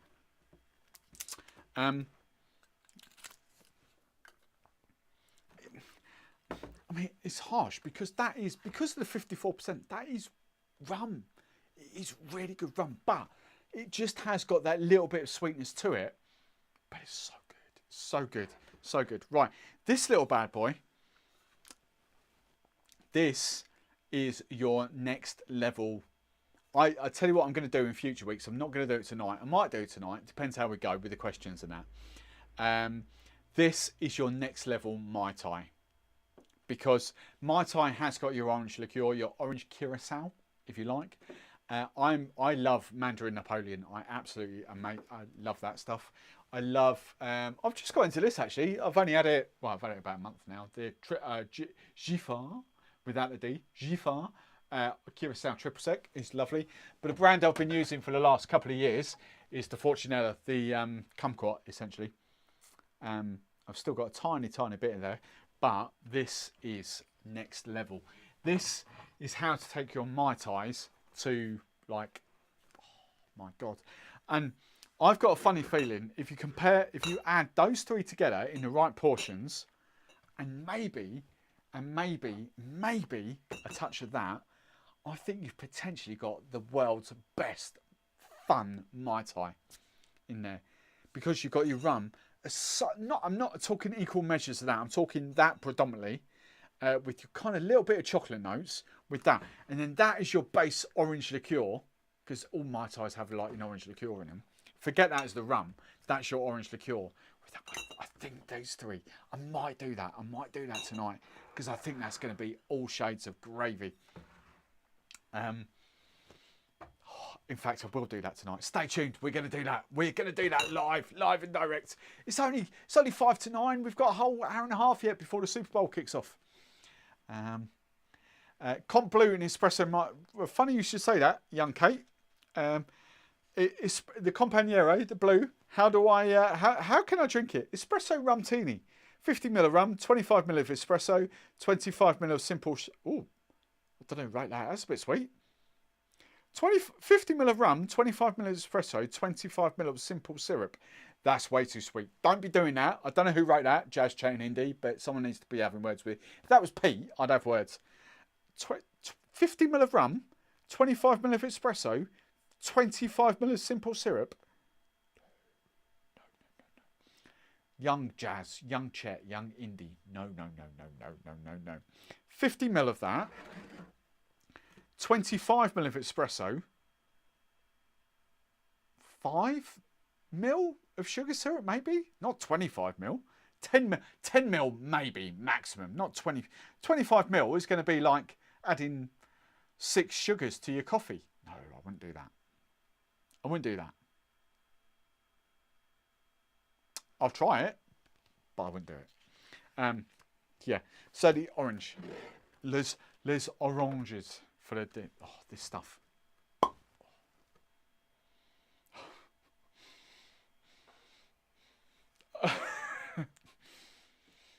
off the nose. Let's do it in a tasting glass. So they make no bones about this being a liqueur, okay? And that was the whole point, showing you the bottle at the front. So undisclosed distillery in Trinidad, column still, molasses. 40% rum elixir liqueur. They make no bones about that being a liqueur. The problem with that is the strength, the ABV. It's 54% ABV. Virgin on liqueur, but not. The perfect mix of a classic Trinidad rum, tropical flavours of ripe oranges, fresh coconuts, and smooth finish. Great for those with a sweet tooth. I keep saying I had a massive sweet tooth.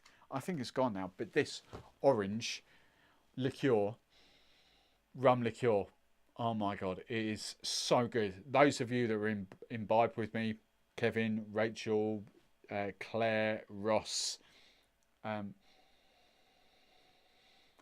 zest, the orange, fruity orange, not those, I don't know, I forget what they are now. Seville oranges. What's the other bitter oranges? No, Valencian oranges, not Seville oranges. I think that's the right way around. Oh, so good.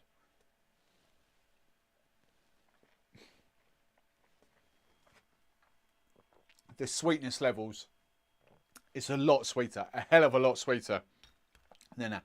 But hence that is labelled up as a liqueur. So we know, I'm not sure how this stands actually, because this was obviously created, well, it's a Danish company. So if they are adhering to EU law, then it's going to be 100 ml of sugar in that compared to 30 ml. It's a hell of a lot sweeter than the chocolate. I don't know how much sugar is in that, but it's, oh my God, it's good. So good. So good. Easily, hands down. Bearing in mind, I haven't had Mandarin Napoleon in this studio for about 4 years now. So in the last 2 and a bit years, easily the best orange liqueur I've had in this bar by a long, long way. Mai Tais, amazing with this. I was going to say Cosmopolitans. I wouldn't waste this in a Cosmopolitan. Just use Cointreau triple sec. That's a sheer waste. This is so good. So good. Right, sorry, let's catch up on the chat.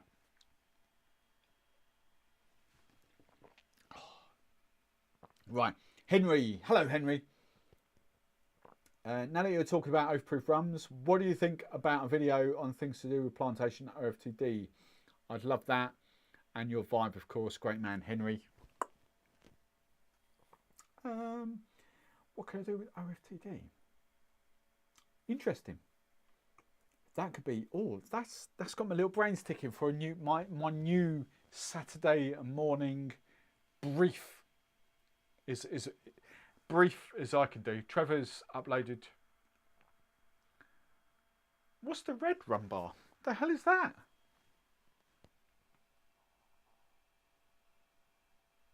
Hang on, Trevor, have you got the Companero? Trevor, what's that hiding behind? So Trevor's just slid into the Discord into the live pics. Claire's uploading a sexy selfie with the Lovers Rum.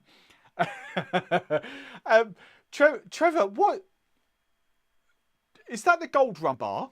Hang on. Well, as I look at it on the picture on the left, but what's that in the middle? Is that a Companero?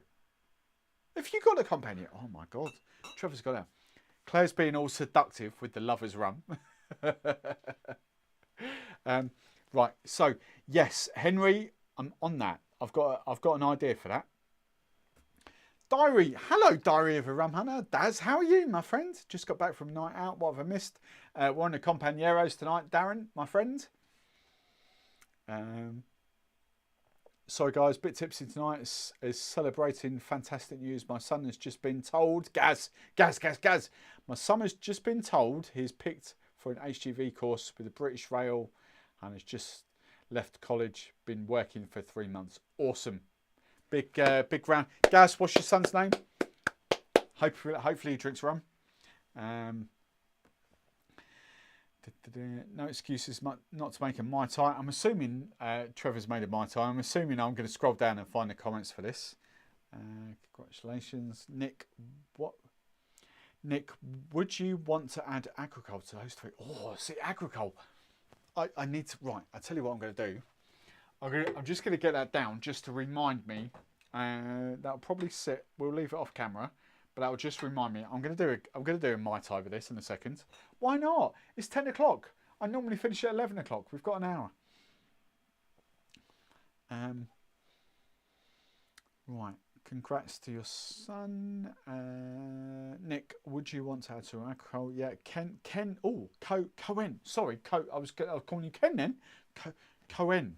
The blue label one is the only one I would consider drinking, but does have added sugar. Yes, it has added. Well, yeah, it does. I'm sure it has added. Hydrometer. They don't claim it has added sugars. They don't say anything about it, but hydrometer tests have shown it's potentially got roughly around 30 grams of sugar. Bearing in mind, to put this into perspective, some of these plantations are up at the 20 grams of sugar. Santa Teresa's, your, what's the other brand out there? Ronza Kappas have got slightly more than that in them. 30 grams of sugar is not bad. Technically, legally, not a rum in the EU, but when it comes to other big brands, pretty staple, you know. Diplo, Diplomatico, Dictadors, Don Papa, some Santa Teresa's, some Ronza Kappas, you know, they've got quite a bit of sugar added to them. So in that respect, no. Is it heavily sweetened? No. Is it comparing it to spiced rum? No, not even in that ballpark. Yes, some their own brands. Well, one of the other rums that they import. You know, that is a lot drier than what that is. That's as a spiced rum, that's got no sugar added to it at all. Maybe. I don't think that's got sugar added to it. It's definitely one of the driest spiced rums I've got here. Less sweet spiced rums I've got here. I don't think they had any sugar. God, that was 18 months ago since I did that as well. I don't think there's any sugar added to that at all. But I might be wrong. So in that grand scheme of things, the EU limit is 20 grams per litre. But comparing it to other big brands, in the grand scheme of things, no. Quite dramatically less than some of them. Right? I've skipped through those three. I have the Grand Reserva. Claire, the Grand Reserva is that one. Claire, crack on, do a shot. Made a Mai Tai with this. Right, so Trevor, I've just caught up with the chat. That is Trevor's Mai Tai. So is that the orange? Trevor, I didn't realise you had the orange. Yes, and the Companero. Yes, so Trevor's got that. So Trevor has just done a Mai Tai with that. And the gold. Right, interesting. Jamaica. So Trevor, so what you can't see, I'm not going to bother because it will go all funny and I've not set it up probably. But Trevor's just uploaded a photo. Essentially, he's done rum bar, but a gold one. Rum, so Jamaican rum. Plantation Barbados. The Companero orange. Giffard Orgeat. Giffard, I'm sure that's normal sugar. And then he's oleo citrate. He's basically super juice is what he's been doing. Lime super juice. I'm gonna go one step further. I'm gonna add a little. I'm gonna do my Mai Tai with that. I'm just gonna go.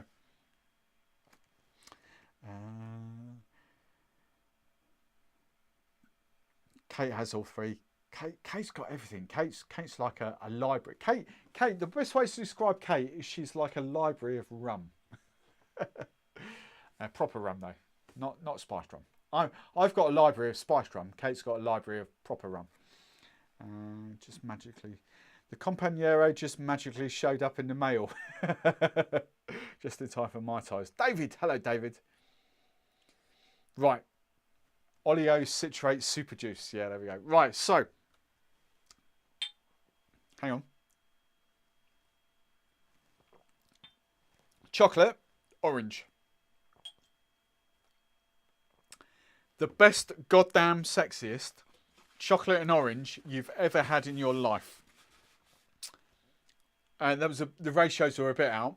Two thirds chocolate, 1/3 orange. Oh dear God. Oh dear God. Hey, the nose doesn't disappoint at all. Chocolate and orange. Oh my God. If Terry's chocolate orange did rum, that's exactly what that would be. The strength, the ABV punching through. Oh my God, that is the first time I met the lads. That's what they hooked me up with in person. That's what they hooked me up with. Steve, come and try chocolate and orange. Well, what are you talking about? Bearing in mind, I had no idea that was chocolate. No, I knew that was orange at the time, but no idea that that was actually a chocolate flavoured rum, essentially. Come and try chocolate and orange.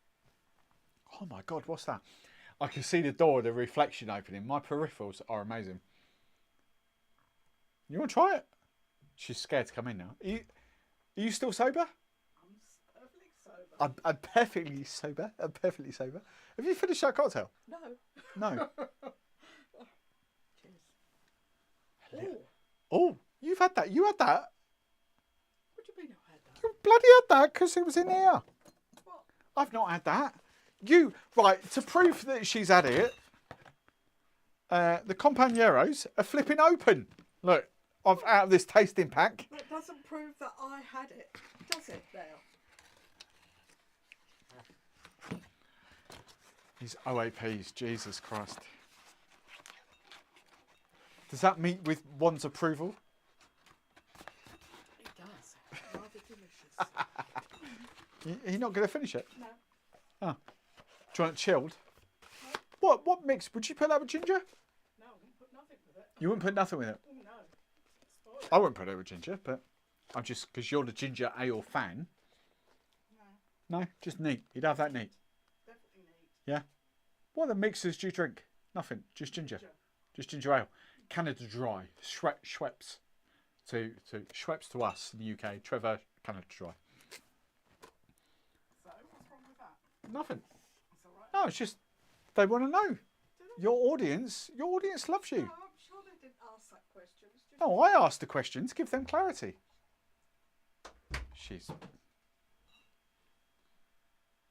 Someone's outside the garage door now. Someone wants a rum, I think. Oh, amazing. Absolutely amazing. Right, where do we go? Ken. Oh, I keep saying Ken. Cohen. Sorry, Cohen. Hey, Robin, how are you? Cohen. Black tears, max of 9 grams of sugar per litre. Yeah, I really don't think. I mean, so Kate's just clarified through research, this by a million miles, that's an exaggeration, by the way. This by a long way is the less sweet. I'm going to say dry. Is dry the right word for this? I don't think dry is the right word, but the less sweet spiced rum I have by a long way. The next closest to this,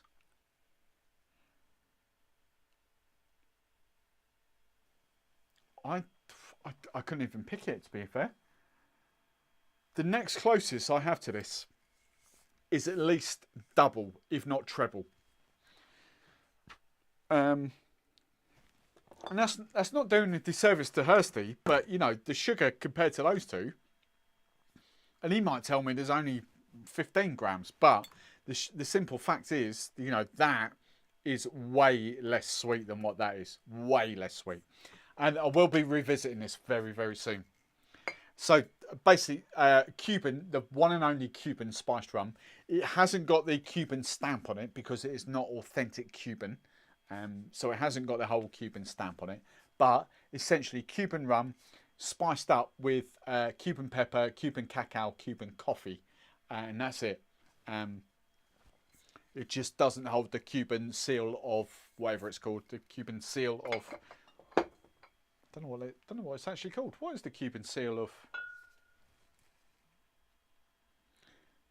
I don't know what it's called. The Cuban government's warranty. Oh, the warranty. There we go. The Cuban government of warranty of Cuban rum. So it doesn't hold that, but it's the most authentic Cuban spiced rum you'll ever have. Right. So, chocolate and orange notes. Where do we get to? I'm going to make a Mai Tai in a second, don't worry. Met my ex-wife on Lewis. What? That's a comment to come into. Of all the comments I've sort of seen, that is one hell of a comment to come into. I met my ex-wife on Lewis. Who's Lewis? What is Lewis? Right. Ken. God, I keep saying Ken. I'm sorry. Coe. Why does that... It looks like Ken. Because I see a K and I see the E-N. I'm really sorry. Cohen? Cohen? I'm really sorry. I've got to stop calling you. Right. Cohen. The new Hamilton. Oh, we don't get Hamiltons. The new Hamilton Beach Bum Berry Zombie is good, but they don't sell it in the UK. 59% ABV and not a bad sipper. What? Wait, stop. Wait, stop. Cohen. The new Hamilton / Beach Bum Berry Zombie Rum. What's that? Is that you're telling me, right? Ed Hamilton, you're telling me that he's got together with Beach Bum and they've blended a rum specifically for the Mai Tai? Or the zombies, sorry. Wow. That's awesome. I love that. We don't get any of the Hamiltons in the UK. So that's quite intriguing for all you US guys that can get that. And I think you can get Hamilton in Canada. Guys, my middle name is Lewis for the same reason. I don't know what the whole Lewis chat is going on at the moment, but there we go. John, hello, John S. How are you? Kate, I'm very... Who's flirting with Kate? Kate's very flattered with Ken. Why is Ken? I don't know what Ken said, but there we go. Oh, there it is. If Kate and Trevor rate a rum, I want it. What about me? Hamilton. Oh, Trevor, is that it? Hang on, I've got to come. I don't think I can see that. Oh no, it's small. It's tiny. Oh no, I can see Bum's face in it. Hang on, I've got to come in front of the camera now to excuse me. I know you're going to get a close up. Wow, that looks really good. I wish we could get the Hamiltons in the UK. If anyone knows Ed, tell Ed, right, Master of Malt want the Hamiltons. In fact, I'll have a word with Master of Malt and let's see if we can import them. That would be awesome. My ex-wife on Lewis. I don't know what Lewis is. How can you meet your ex-wife on Lewis? What's Lewis?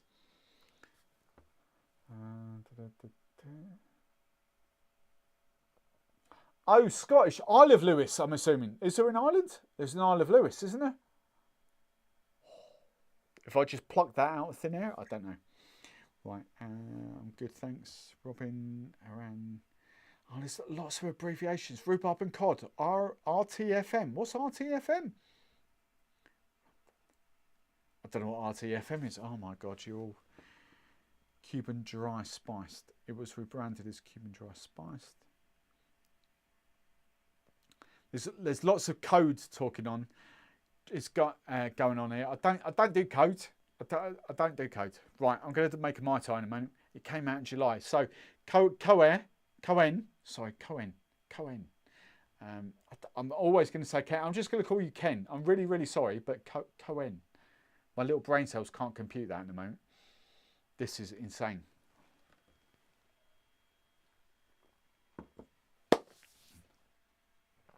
Read the offing manual.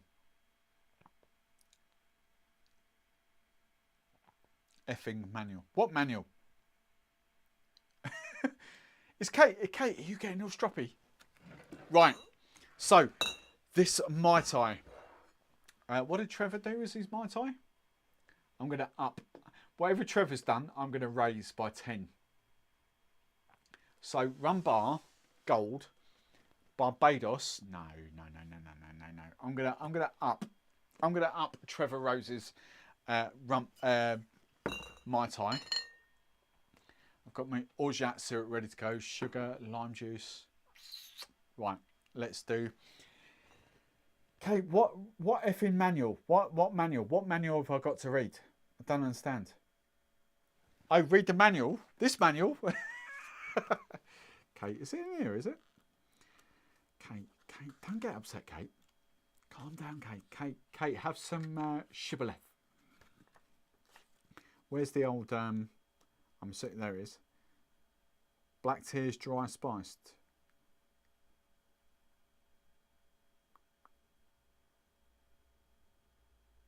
It says Black Tears Dry Spiced. Is that what you're talking about, young Kate? Rebranded. Good grief. Kate's getting all stroppy now. Love you, Kate.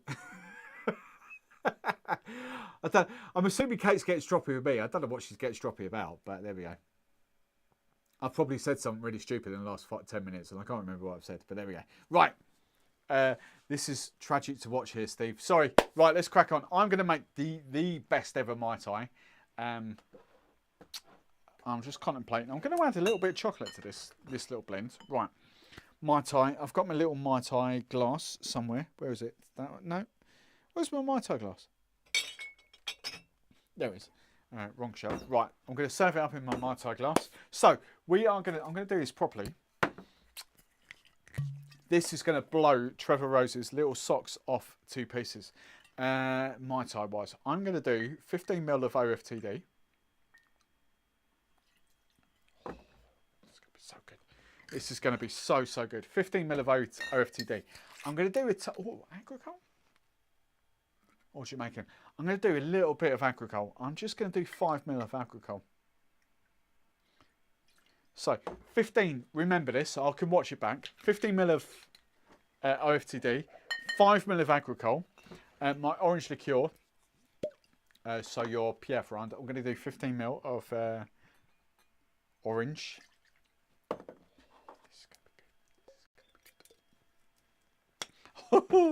This is going to be good. So I've done 15 ml of that. I'm going to do 5 ml of chocolate.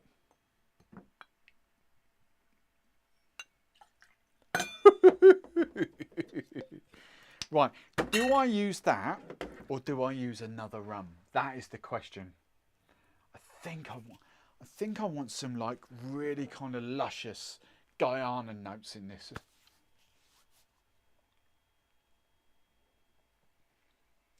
I think I'm actually going to go El Dorado. Oh. I'm going to go El Dorado 12. I'm really going head to head with Trevor on this. I'm going to do 15 ml of El Dorado 12. Trevor, I'm coming for you. I'm coming for you, young Rose. I'm coming for you. And Hamden.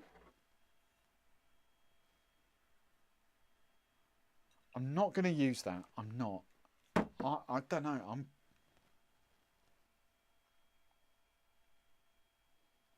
I think I'm going to go Appleton 8-year-old. I think. Oh, decisions. Well, oh, no, I'm going to go Appleton 8-year-old. This is going to be the world's best Mai Tai ever. So, 15 ml. Have I got enough rum in there? 30 ml. Another 15 ml. Right. 30 ml. 15 ml. 5 ml. Yeah. No, hang on. 15. Right, here we go. I don't think I've got enough rum. Yes, I have. Yes, I have. Yes, I have. 15. Don't know, but it's got a bit of alcohol in there. I've forgotten now. 15 that. Bit of chocolate. I think I'm good. I might need to up the rum in a minute, but we're fine. Orgeat syrup. I am gonna, for this, normally you go like plain sugar. I'm gonna go, I've just made some fresh Demerara for tonight because I thought I might do it in a daiquiri. So I'm gonna do Demerara instead of plain sugar syrup.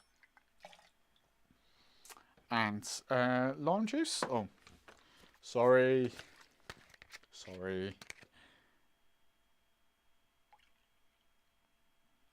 It's got to be used up. Waste not, want not. I don't like wasting stuff. I don't like throwing it down the sink. So waste not, want not. There we go. Right.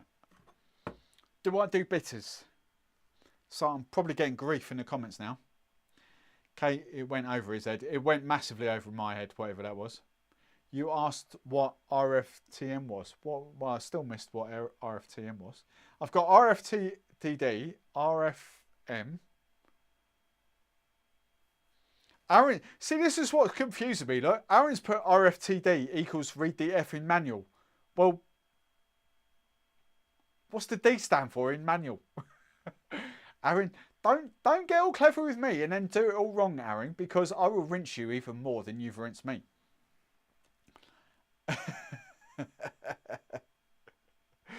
Aaron, I love that. Aaron's just set himself up a treat here for the ultimate piss to be ripped out of him. RFTD equals read the effing manual. RFTD, read the effing manual. Really, you'd kind of look at that and think, actually, that don't make sense. Sorry, Aaron, but if you come at me, I'm going to rinse you even harder. So I give as good as I get, young Aaron.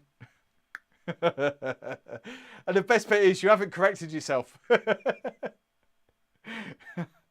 Oh, bless him. JFC. Oh, I don't know what JFC is. Oh, here we go. See, here we go. Look, Rhubarb and Cod's put, no, we're just saying people should read the effing map. Is it map? Is it manual? Or what? What's the? Right. Anyway, let's get back to the Mai Tai. 60 Vino. Vino's in the house. Hello, Vino. Vino, I've got about 45 minutes into your live stream. I'm going to watch the other 45. I think you did on for an hour. Everyone, go and check out so you can easily check them out. You see 60 I keep wanting to call him 62 second, but 60 second, 62 second, whatever you want to call him. Go and check Vino out. Click on his little handle and go and check out his live stream now. I'm about 45 minutes in. I'm going to watch the rest tomorrow. Right, here we go. Looking out, he's breaking out. There should be Jamaican rum in the Mai Tai. There is Jamaican rum in the Mai Tai. Don't you come at me, young. Who's that? Coe? Don't you come at me. I've got Jamaican in there. I've got some agricole. I'm just debating whether to put bitters in there. I'm waiting for someone to say, yeah, put some bitters in there. There should be Trevor. So good. There should be Jamaican. He tells me he's making the best stack and breaks out a bottle of lime juice. Hey, I've set myself up. Don't you worry. Don't you worry about me. Oops. Watch it across the Vino. But when you see 62 ND, just me, and I'm not dyslexic, but I read things very, very quickly, and then to me 62 ND looks like 60 second cocktail, 62 second, if you know what I mean. Put some bitters in there. Come on, Neil, what bitters? Right, this is the crux. We are making the world's best ever Mai Tai. What bitters?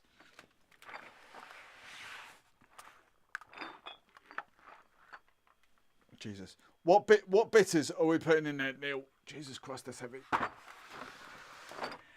Kate, you take your rum collection. I up you with bitters.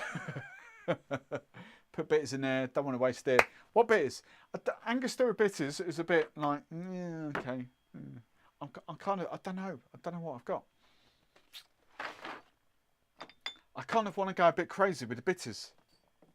Peychaud's, molasses, cherry, no. Orange bitters, no. We've got orange. Pineapple and star anise are not going to stand up in that, so there's no point. I think it's going to come back to either the tiki or the aromatic. I don't know. What are we saying? Come on, orange bitters, David. I don't think the orange, because that's proper vibrant. I don't think the orange bitters are going to stand up. Chocolate. I've got plenty of chocolate notes. You know, there's no point. They're just not going to stand up in that because they are so punchy in chocolate and orange. There's just 0 point in chocolate and orange bitters. Tiki. I'm with you, Windy. Dash of tiki. Oh, hang on, Trevor. Trevor's in capital letters. Dash of tiki. Hang on, dash of tiki, dash of chocolate. Tiki. I'm going tiki. I don't think there's any point at all doing chocolate bitters. If I can even bloody see them. There they are.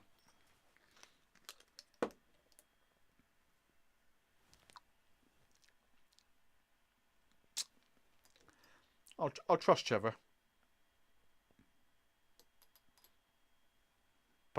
But a little bit of chocolate, because they are. I've the amount of feedback I've seen about the Angostura chocolate bitters. I don't know anyone that's tried them both yet. I haven't got a bottle of chocolate or the cacao Angostura bitters. These are just proper chocolate. So we'll do that, and we'll do a bit of Elamaculi tiki bitters. Right. Let's do some icy. Is this going to be the sexiest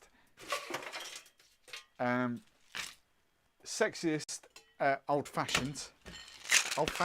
Right, Mai Tai.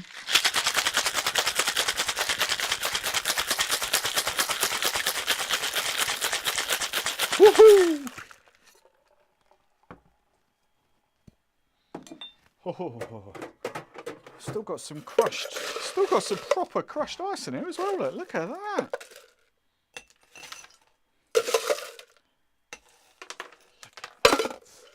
Nice.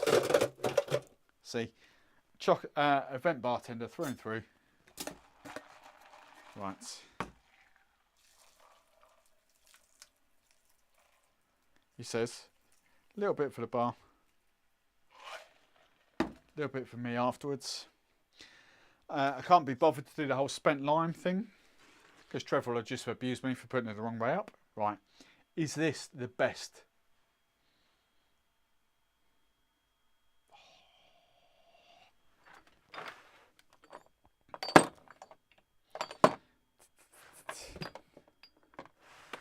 We'll watch. No, this is the best ever Mai Tai ever created. So I hope someone's been paying attention to the recipe. Also noticed orgeat. I put demerara in, didn't I, as well? Orgeat, demerara, chocolate, orange, agricole, OFTD, Jamaican. This surely has to be the best ever Mai Tai. Best ever.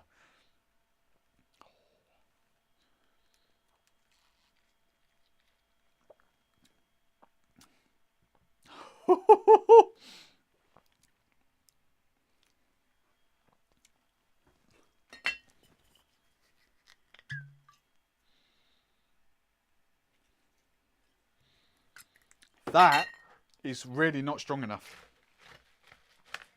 I don't know how much rum I put in, but that's not strong enough.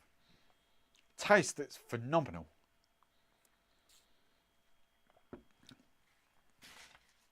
Oh, the orange, the chocolate.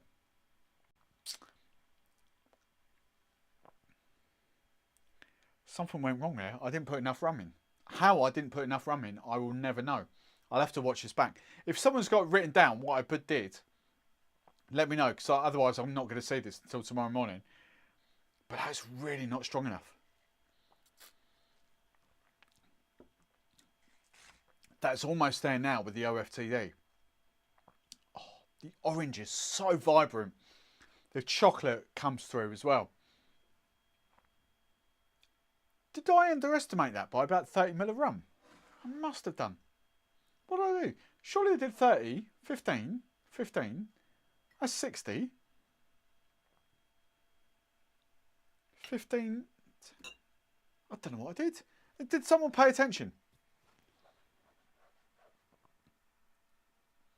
Right, where we go? Cherry bitters? No, cherry. Question, can you add chocolate bitters to a rum to get close to Companero? I don't know. Let's try. Who's that? Windy. Windy, pick a rum. Any rum. Windy. Can you see the rums? Yeah, there's spiced rums down there. You know what rums I've got up there. Windy, pick a rum and I'll add chocolate bitters to it, and then let's do the test. See if we can do it.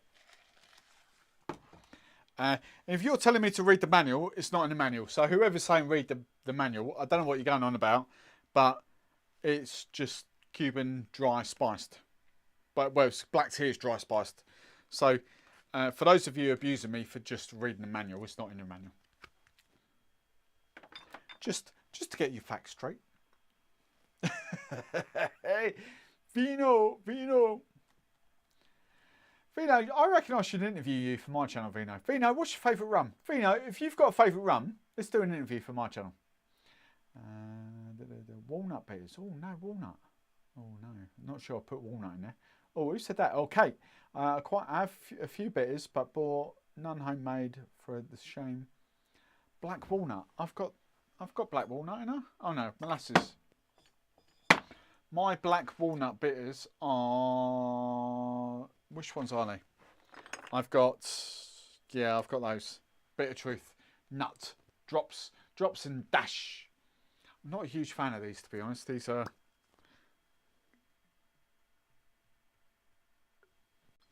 quite... they are sort of walnutty.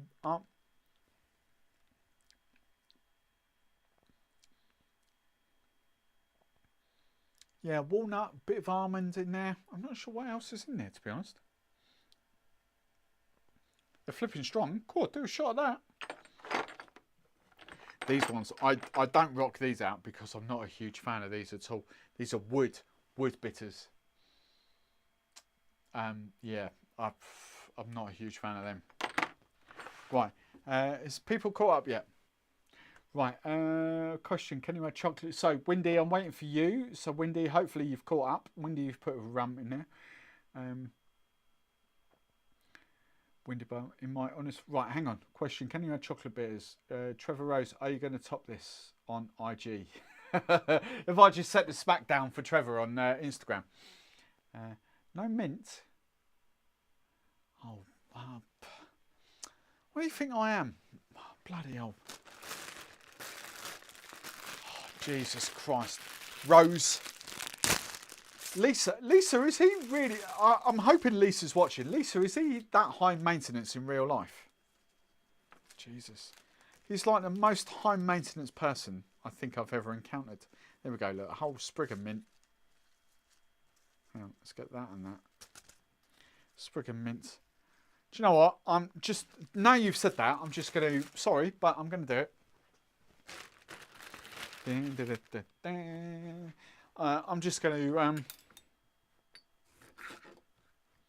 He's going to hate me, but I'm going to put the lime upside down because he's abused me.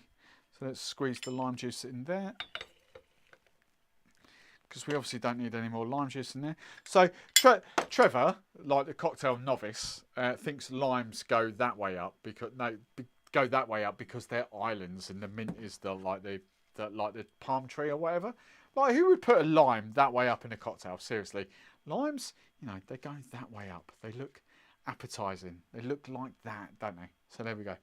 Is that better, Rose?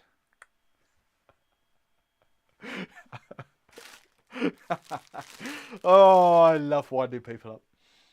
He's like, rrr. Right, Windy, where are we? I'm waiting for the rum. Oh, hang on. Night, Ross. Ross has gone to bed. Where's Ross gone? Night, Ross. Oh, there he is. I'm there. Thanks for coming, Ross. Oh, that was like 10 minutes ago. Sorry. Thanks for coming, Ross.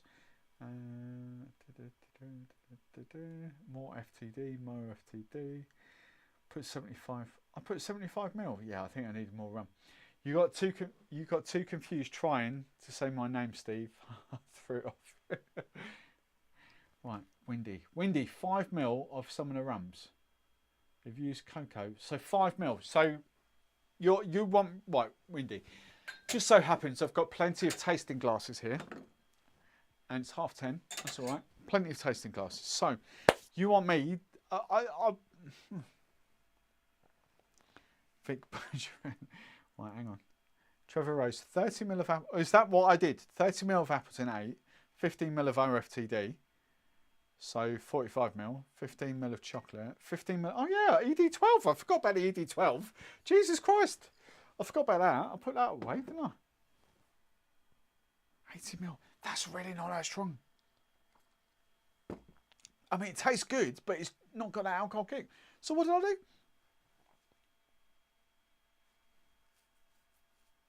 Where's Trevor's comment gone? I've lost it. There it is. 30 mil, 15 mil, so 45. 15, well, I mean, that's 54%. 15 mil, so that's 60. That's 40%, so that's 75. 5 mil of agricole, that's 80. Hang on, where did that? El Dorado. Oh, I'm shocked. Did I not put El Dorado 12 in? I think I put, yeah, 15. Hang on. I don't know. Jesus Christ. Right, Windy. Let's make Windy happy. So let's do this all scientifically. I'm going to do 5 mil of ED12. Sticky. Chocolate bitters. Chocolate bitters. That one. Chocolate bitters. So I'm going to do. Can we see that? There we go. So, like, what, about a third of a pipette? Chocolate bitters. So, can we recreate the Companero?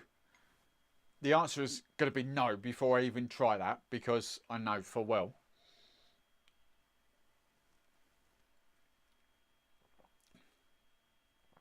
No, not even remotely close with the El Dorado. What you've got to do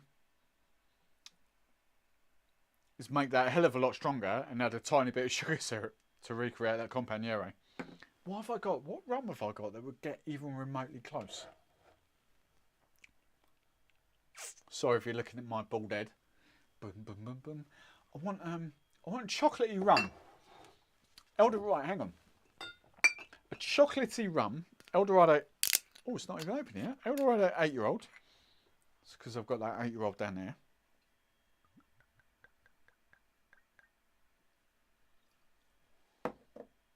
I'm just trying to go.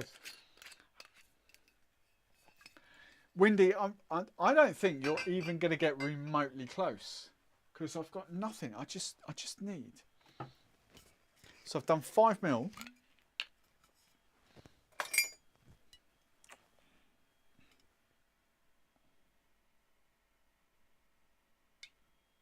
Bit too much. I'm trying to go for like, here we go.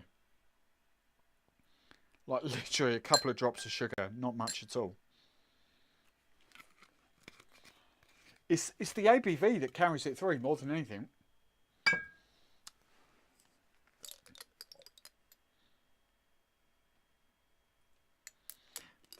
Sorry, this is really dull TV. I know.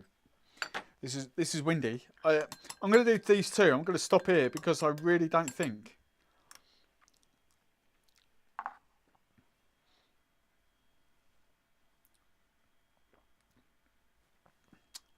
You've kind of got the sweetness levels, but the ABV, the rum that punches through, that's probably as close as I've got. The El Dorado 8-year-old, literally a couple of drops of sugar and chocolate bitters.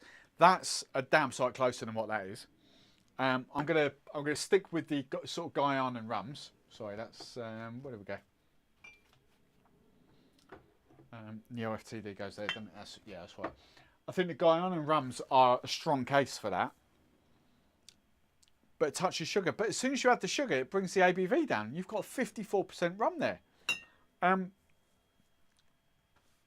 Yeah, I don't think so. Right, El Dorado. So 80. Oh, right, there we go. Vic Bergeron. Who's Vic?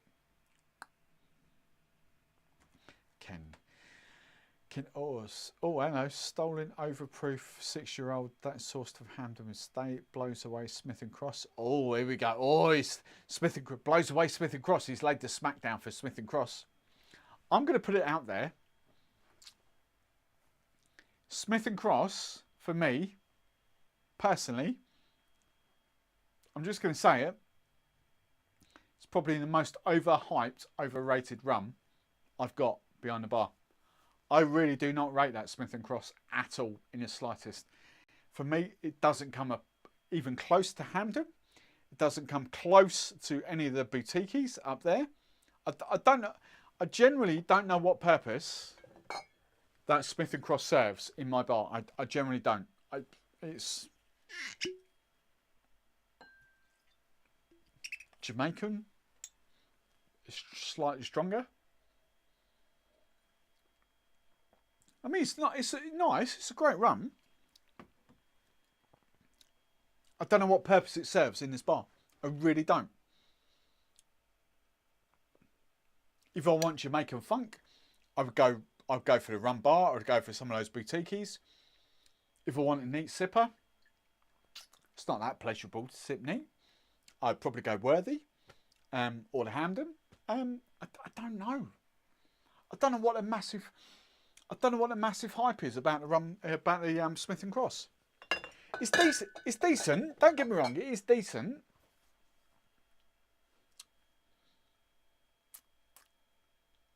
Yeah. Right. Now, that Companero's go off there. Use Pusser's Navy. Yeah. Got to be up at 4:30. Neil. Night, Neil. Vino. Cohen. That sounds epic. What's coming? Stolen overproof. I don't know what is stolen overproof. Stolen. Yes, has to be stolen. Cohen. Right. Okay. Stolen overproof 6-year-old. That's sourced from Hampden. Blows away Smith and Cross for inexpensive estuary distillery. Less than £20. Less than $20 for 375ml.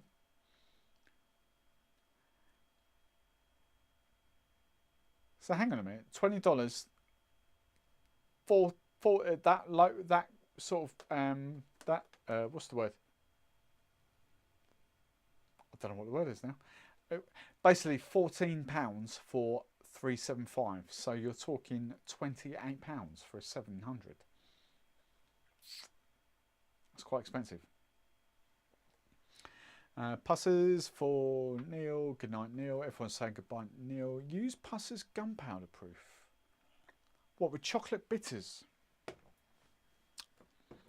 You're really trying to create that in. I genuinely don't think you're going to recreate that. I'll give it a go. Oh, my cork's not in properly. Oh, it's because the cork's on its last legs, isn't it?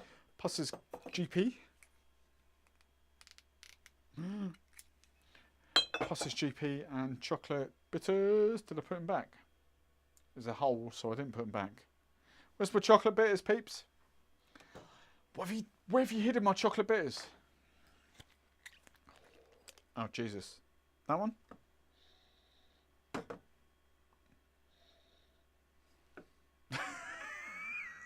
That one. Has to be that one.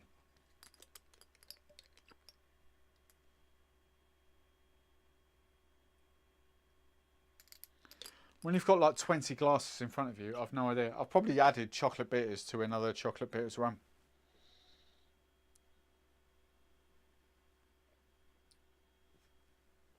No, that's gunpowder proof.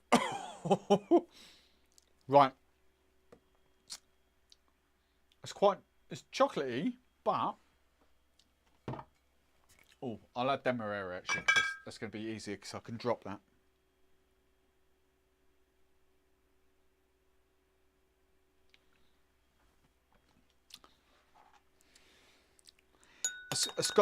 I've added the chocolate vibes, but I tell you what, those chocolate bitters, I don't know what, I've not, as I say, I've not tasted the Angostura, but those, you certainly get huge chocolate notes off that.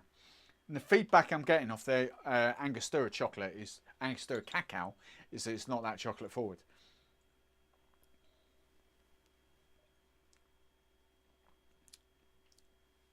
That's actually not a bad shout. Oh, that is the closest. That is the closest I've got.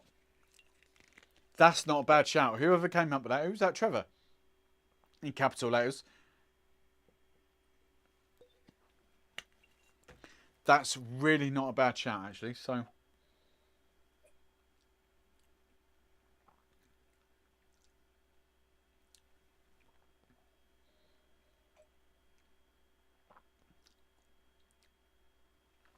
that is the closest I've got to.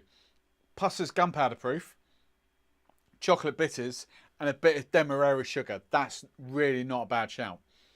But, price-wise, what's the price difference? I mean, if you've got Puss's gunpowder proof, job done. Chocolate bitters, 20 odd quid a bottle. I mean, let's be honest, these are what, 22, 24 pounds a bottle? And they are extremely, yeah, these are alcoholic ones compared to, I don't know what the Angostura ones are. These are the orange ones. Angostura 28, orange. I don't know what the chocolate ones are, I really don't. So, I mean, but these are like 20, what, 20, 22, 24 pounds a bottle. Plus sugar.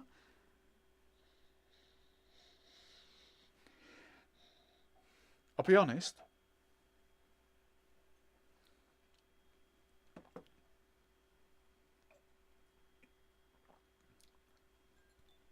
That is the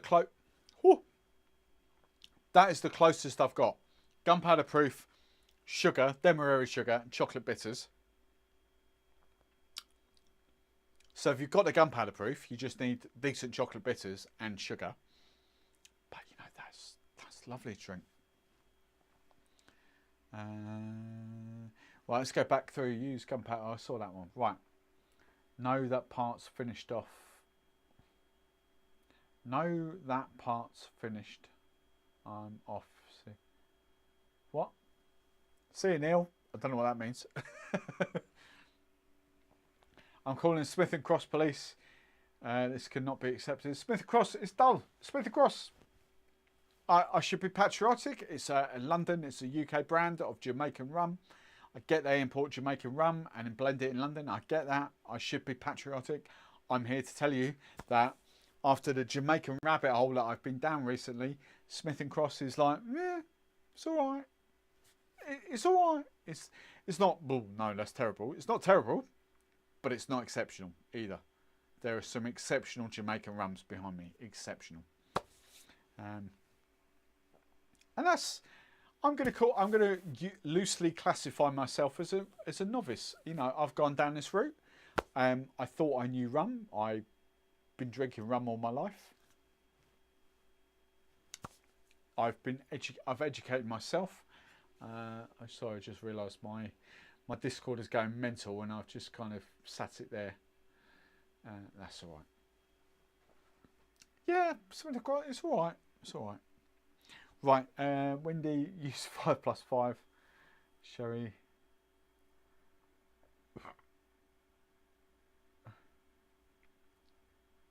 And this has been fun watching you get toasted. You've had to keep it.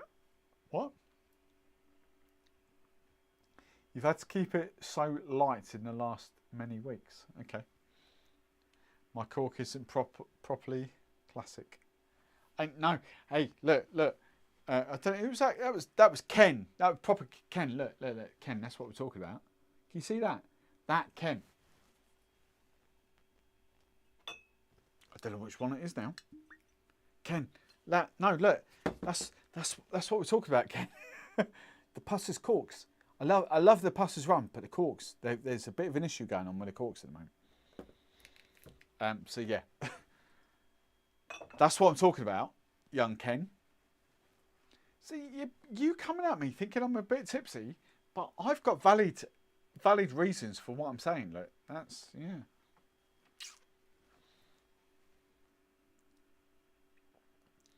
That bloke's cork isn't in properly.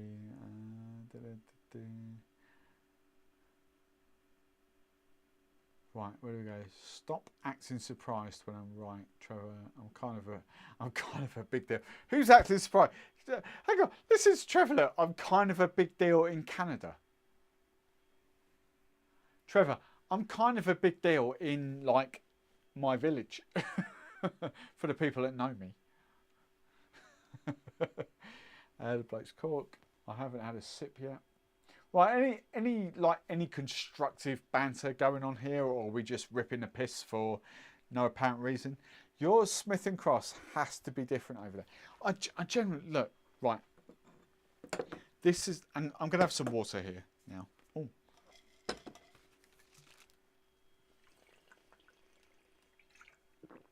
Sorry if that's the worst sound effect ever. Right, so Smith and Cross. I openly said it months ago. I hadn't had it for ages. I'd had it years ago, and I was like, I wasn't a big fan when I wasn't a Jamaican fan. Now I've gone down the Jamaican rabbit hole. All these rums. Look what you're making me do, look, with all these glasses. I've literally got like 40 glasses here to wash up tonight.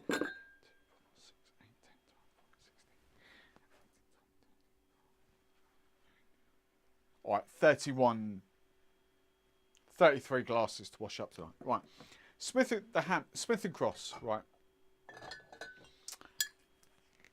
Look, I'm not denying it's a great rum.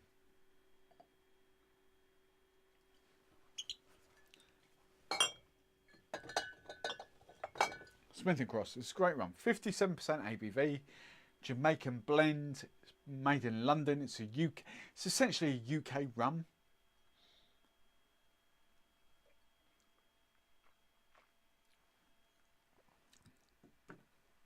I get the ABV.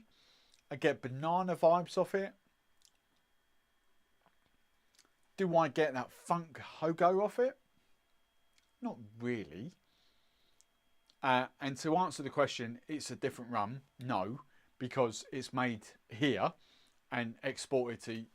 It's a UK export that comes back into the UK. That's the bizarre thing.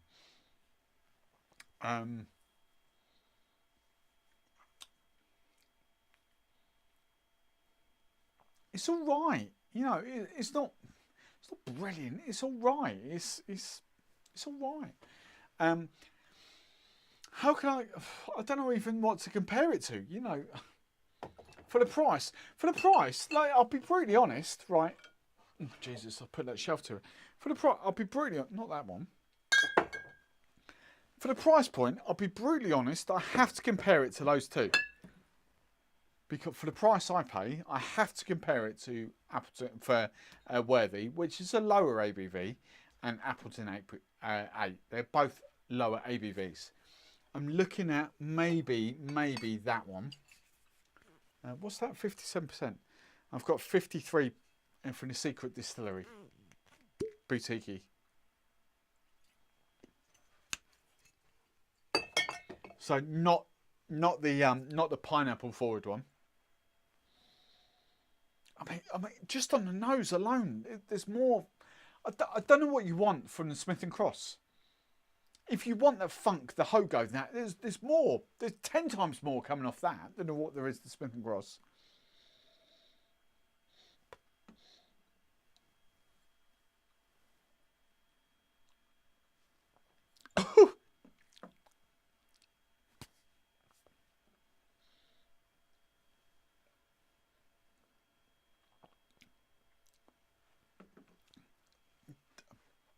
At Secret Distillery number 1, 53.8% ABV compared to 57%. For me, is 10 times more enjoyable to drink neat than the Smith & Cross.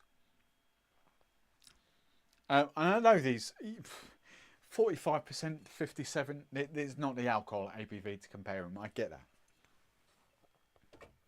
but I need to adjust my shelves, don't I? Oh, there we go, getting there. I'm working on the shelves. I think what I'm going to do, I'm going to have like a fatter bottom shelf, comes out sort of here, and do a staggered. So I'm going to have like 4, I don't know how to describe it, 4-step shelf things. So instead of like you've got 3 that, put 5 actually, sorry. So you'd have a rum,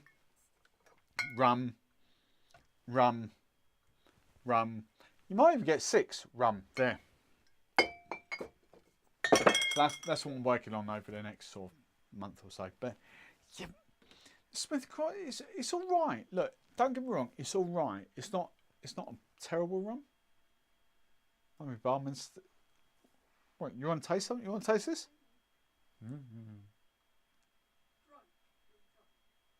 I'm drunk, she says, falling through the door. Smith & Cross is all right, but it's just, when I got the bottle, it's just not what I was expecting. I was like, I was kind of, there's nothing majorly exciting about it.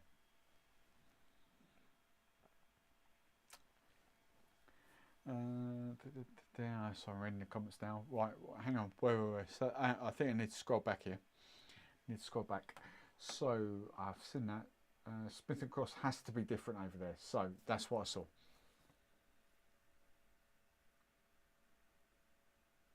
I think we need to do, Steve, a blind tasting. I don't need to do a blind tasting. I've just done a tasting. It's kind of, yeah. I think the UK, right, how to sum this up. The UK is extremely lucky and extremely unlucky at the same time. Like, we get some phenomenal rums. I know we get some phenomenal rums that the rest of the world don't get. I get that. I get that. But we also don't get the Hamiltons and all those well-revered rums brands. You know, we don't get some of the plantations. Let's be honest. Even though plantations on a doorstep, some of my personal favourite plantations are European, Sweden, or American.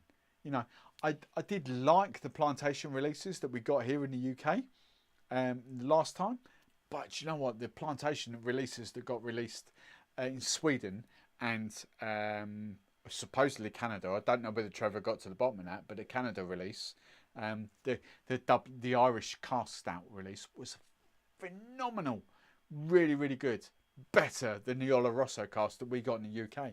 So even plantation, you know, some of the rums that I prefer are the export rums. I just don't. We're just so fortunate. And do you know what? I haven't opened it yet. But I've had it before. This is a cracker. This is a phenomenal rum. This is Boutique's signature blend. Guyana. Can we see that? Where's the close-up on that?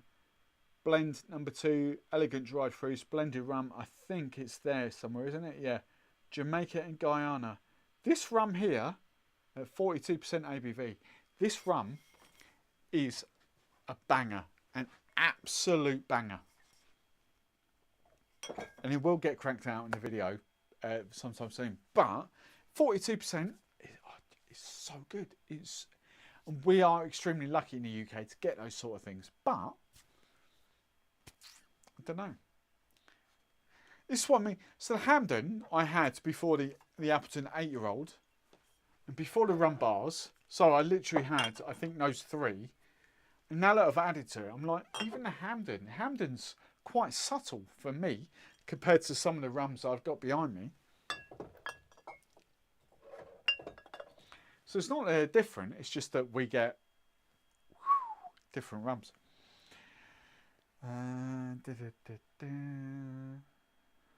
Right, Cohen, Stollen Overproof Curb Stomp Smith and Cross for cheapy estuary rums. Or when is the white rum part 2? Ah, right, David. So I discussed this at the top. The white rum, I looked at it and I thought, you know what, that's a marathon video. I've literally got like 20 white rums here that we're competing at. So what I'm going to do, David Bonner, David, yeah. David, the white rum video is now going to be broken down into categories, the premium ones. So I'm filming Jamaican up first. So Jamaican category 2, sort of pot stilled, or 1. Sorry, no.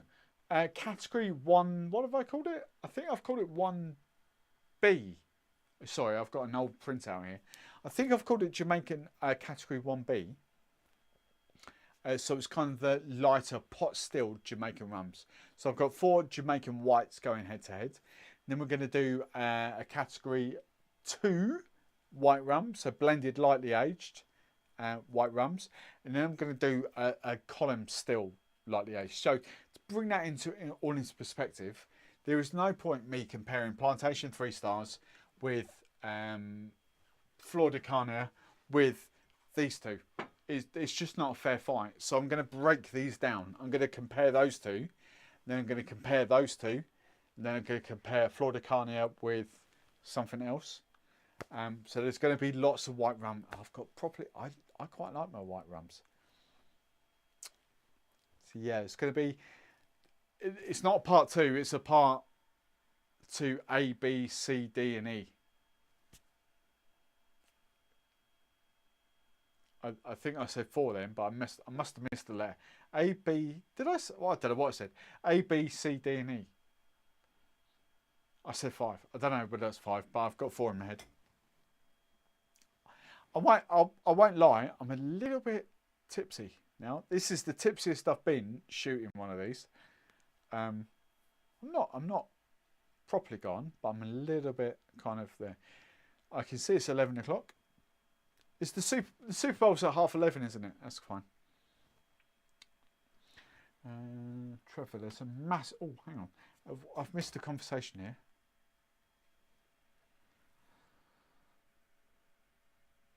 Saying it's golden and I'm keeping it. Trevor, fish. Trevor's got lots of fish going on. I'm not sure what's going on. Mixed. Oh, hang on. Ben, I like his style, Ben. Ben, mix the. Where's Ben? Mix the Companero. Oh, Ben. Before I go any further, and I will scroll this up to the bottom. Ben, the Companero. Are you talking chocolate or are you talking orange? I like where your head's at. Oh, I thought Mummy Barman was a little bit pissed and having a disco, but I've just realised it's the light next door is like having it's on its last legs and it's having a little disco. I thought Mummy Barman was like flashing doing Morse code. Right. So Ben, are we doing? Which one of those are we doing with? I've forgotten already. Where's Ben gone? With Belgrave Hazelnut. There we go. Right, Ben. Which do you want? Do you want? This is specifically for you. Do you want chocolate on chocolate or do you want orange on chocolate? Which do you want, Ben? I'll come back to that in a second. Plus this is too sugary and Hamilton Demerara, blow them away, no sugar added, no non-chill filled. Hamilton rules the Demerara sector of rum. Hamilton rule. Right, hang on, Cohen. Right, hang on. I'm just going to take you to task here for 2 seconds. Hamilton rules the Demerara sector of rums. How can Hamilton rule when they're just taking Eldorado rums and blending them? I'm not saying it's bad. I'm just asking the question. Because all's Ed's doing, essentially, Ed's taking DDL rums and blending them. Different stills, Enmore, Versailles, you know, all those different Demerara DDL distills. So, how is... What did he say? Hamilton rules the Demerara sector of rums. How can Hamilton rule when Hamilton's a blend of Eldorado? It's a question. It's not a statement, it's a question. Come back to me. I'm really intrigued by this. I get where you're going with the pussers. I get that. I completely get that. I get what you're saying. But how can Ed Hamilton, how can his rums be better or rule over Eldorado when he's taking Eldorado rums and blending them? Let's be honest. It's all DDL is. It's all he's doing. So how's that? Question, not a statement, question. Oh, I'm looking for your feedback. I'm not being argumentative. It's just purely a question.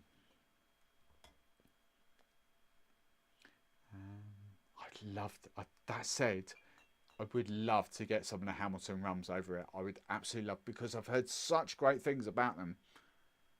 I don't know what he does to them, but I've heard such great things. I would love to get the Hamilton rums over here, but we don't get them. Right, got to shoot. Oh, Nick, what's going on with the curfew? 11 o'clock. Thanks for coming, Nick.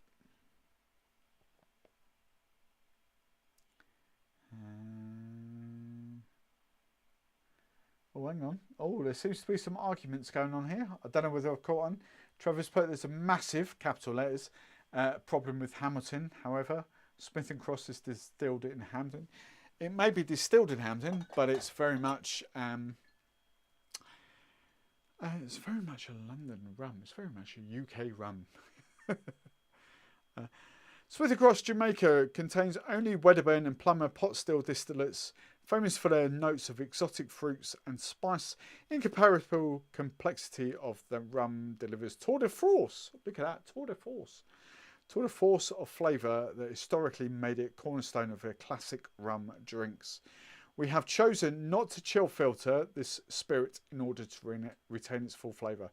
The mark of Smith & Cross traces its lineage. There's lots of long words in here. The mark of Smith & Cross traces lineage to one of England's oldest producers of sugar and spirits. Its history dates back to 1788, sugar refinery located at number 203 Thames Street by the London Docks. Over time, the firm has partnered with... Over time, the firm and its partners became prominent for the handlers of Jamaican rum, with its extensive underground cellars along the River Thames. Let's make no bones about it. This may be Jamaican rum, but it's UK. It's blended UK. It ain't Appleton. It ain't Hampden. It ain't anything close. It's UK blended. Let's be brutally honest about this, yeah? All you getting excited about this is just no different to any other... Let's be brutally honest, right? Let's put this into perspective. How is that, right? And I'm asking the question, I'm not making a statement here. How is that, with blends of Jamaican rum, any different to blend to like proper rums? I forget where we're going here. Let me scroll up. This is the question. This is why I love doing this show. Right, hang on. Where is it? An 8-year-old Foursquare, a 5-year-old Dominican Republic, and a 2-year-old Jamaican, plus agricole. So how is that miles better than that? It's the same. Rums exclude. It's the same sort of thing. It's essentially a UK brand of let's buy some Jamaican rums and blend them up and and sell them in a bottle. That's all it is. I'm not saying it's bad, but when I've tasted that, bearing in mind there is going to be no variance to this at all. What the Canadians get, what the US get, what Singapore gets is exactly the same because it comes out of London, because it comes out of the UK. The UK do not export different rums to different markets. The US, the Caribbean, exports different rums to different markets. The UK don't, because we've got the lowest barrier of entry to any rum market, 37.5% ABV. We do not need to adulterate our rums because they are the lowest bar of entry. So what we produce in the UK is the same globally. The US is different into England. Canada is different into England. Some of the Caribbean islands are different into England. But out of England is the same. That's an English rum. So many people getting upset with me now about Smith & Cross. I love it. I love the banter. Right. Right, here we go. So, where are we? Smith & Cross is distilled at Hampden. Pour some Hampden Estate now and see how much better it is than Smith & Cross. Don't need to, I know it is. Smith & Cross. Worthy Park is great also. Destiny, hello Destiny. I only got some Smith & Cross because you recommended it and started watching it in September. Did I recommend Smith & Cross in September? I don't think I had Smith & Cross in September, did I? Slappy Dave! Slurp. Right, co-air. Smith & Cross seems great isolated, but when you compare it to others like Hampden Estate and Worthy Park, it's very average, but still decent for the price. See, that's the thing. In the UK, the price, it ain't that different. It ain't that special. There isn't much, right, in the UK, right, this is my point. Oh, it's a pain in the arse, I put too much. There isn't too much price difference between Smith & Cross and the Worthy. Single estate. There isn't, you know. There isn't. That's the Hampden 8-year-old is more expensive than the Smith & Cross.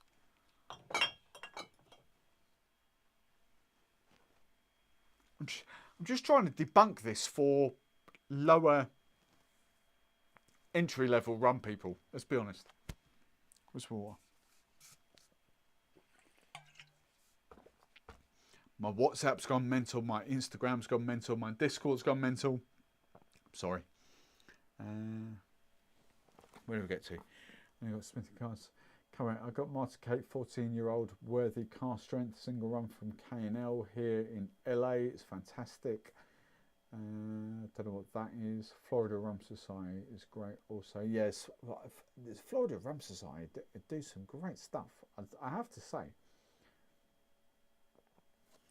Right, Joshua Ballard. I'm late to the party. Hello, Joshua.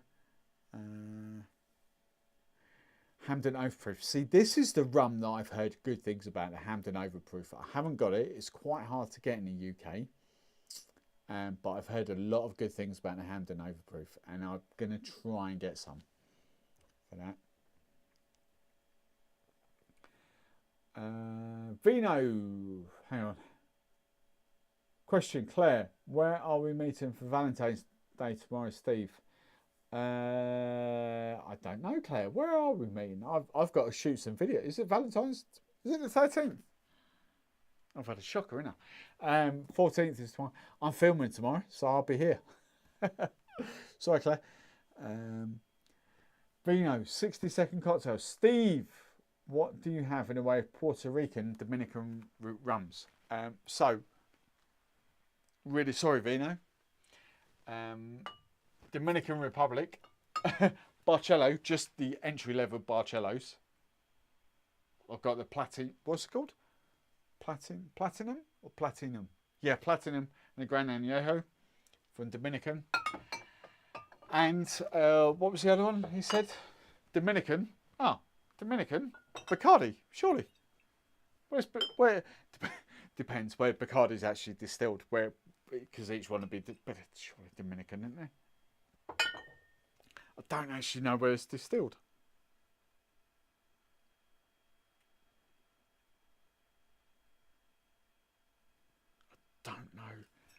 part of me. Oh, I don't know where Dominica, Puerto Rico. I don't know where Bacardi. The Bacardi have got so many different distilleries. I don't know where. I think that might be Puerto Rico. I'm not sure, but they've got so many. It might be even US. I don't know. Rhubarb card. Not surprised you're feeling it a bit, Steve. You've had a full night. Going Turtle Bay Claire with the wife tomorrow. Carl Cohen Companeros all sound like gross drain. What's that mean? Cohen Companeros all sound like gross drain pour to me. I don't know what that means. I would take that as a negative. If you're saying it's a negative, they're a massive positive. So Cohen, I don't know how you meant that, so I'm not going to comment. What I would say is they are phenomenal rums. I absolutely, as long as you understand that that is a chocolate flavoured rum, but it's still pretty rummy, then you're good to go. That's really good. The orange liqueur is amazing. So yeah, I don't know how you meant that, Cohen, but yeah. Ben Mullins, I tried both and give the verdicts on which big fan of the Companeros and reckon both would work in Belgrave. Brilliant. Trevor, the problem with Hamilton, they're not available everywhere. Gotta go. Edit, thanks for coming and good luck. Daz, thanks for coming. Hoot Super Bowl, woohoo! Karen Smith and Cross is brought from Holland and blended it in the UK. Yeah, so Ian A. Shear, basically.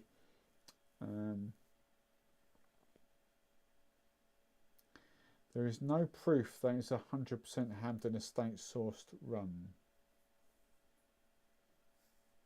No. Don't know who said it was Hampden Estate. I probably missed something in the comments, but no, it's yeah. That's what I mean. It's a UK it's a UK blended rum that comes out of Ian A. Shear. We know that. It's a decent rum. I'm not going to slag Smith and Cross off. It's a decent rum. It's just not the best Jamaican rum I've had in the last 2 or 3 weeks. Nothing wrong with it. It's just not the best.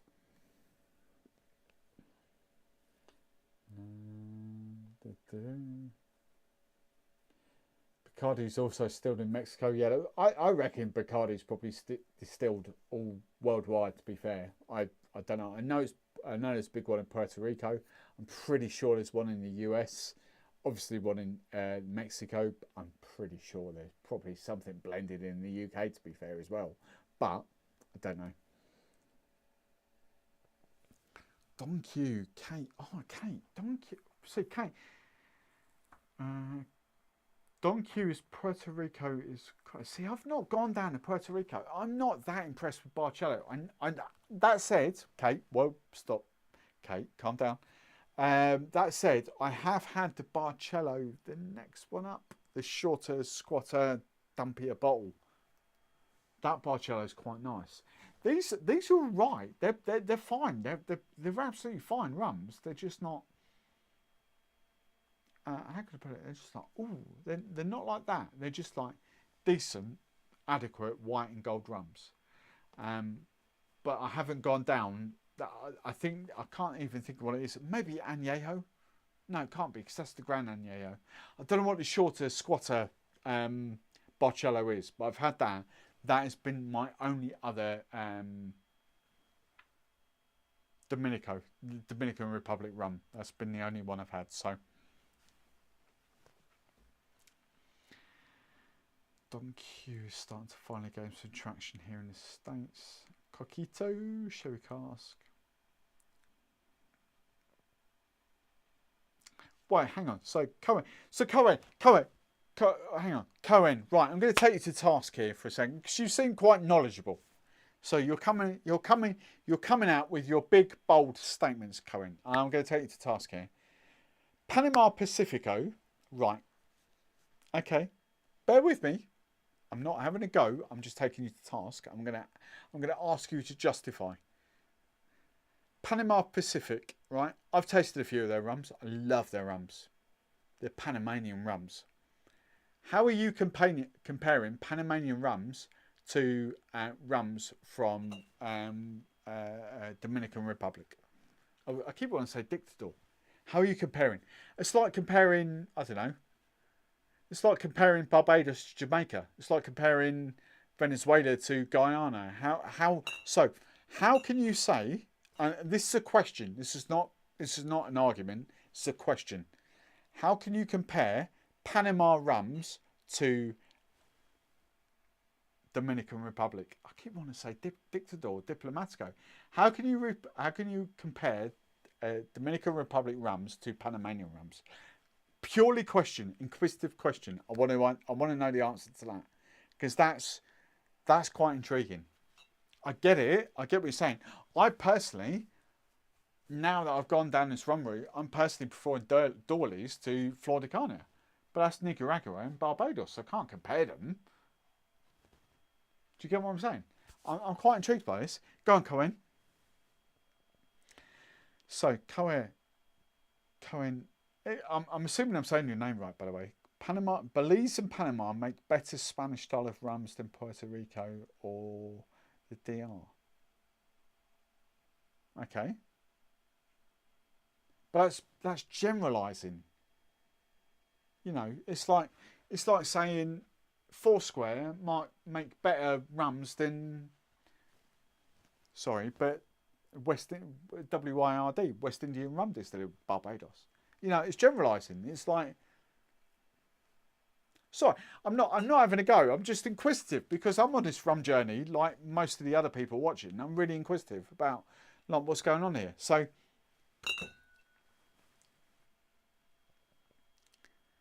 the Spanish style rums are generally in the same vein as most Spanish colony rums. But do you get what I'm saying? Come in. Do you get what I'm saying? Right? What you're saying there, that last statement. What you're saying there, Spanish style rums are generally in the same vein as most Spanish colony rums.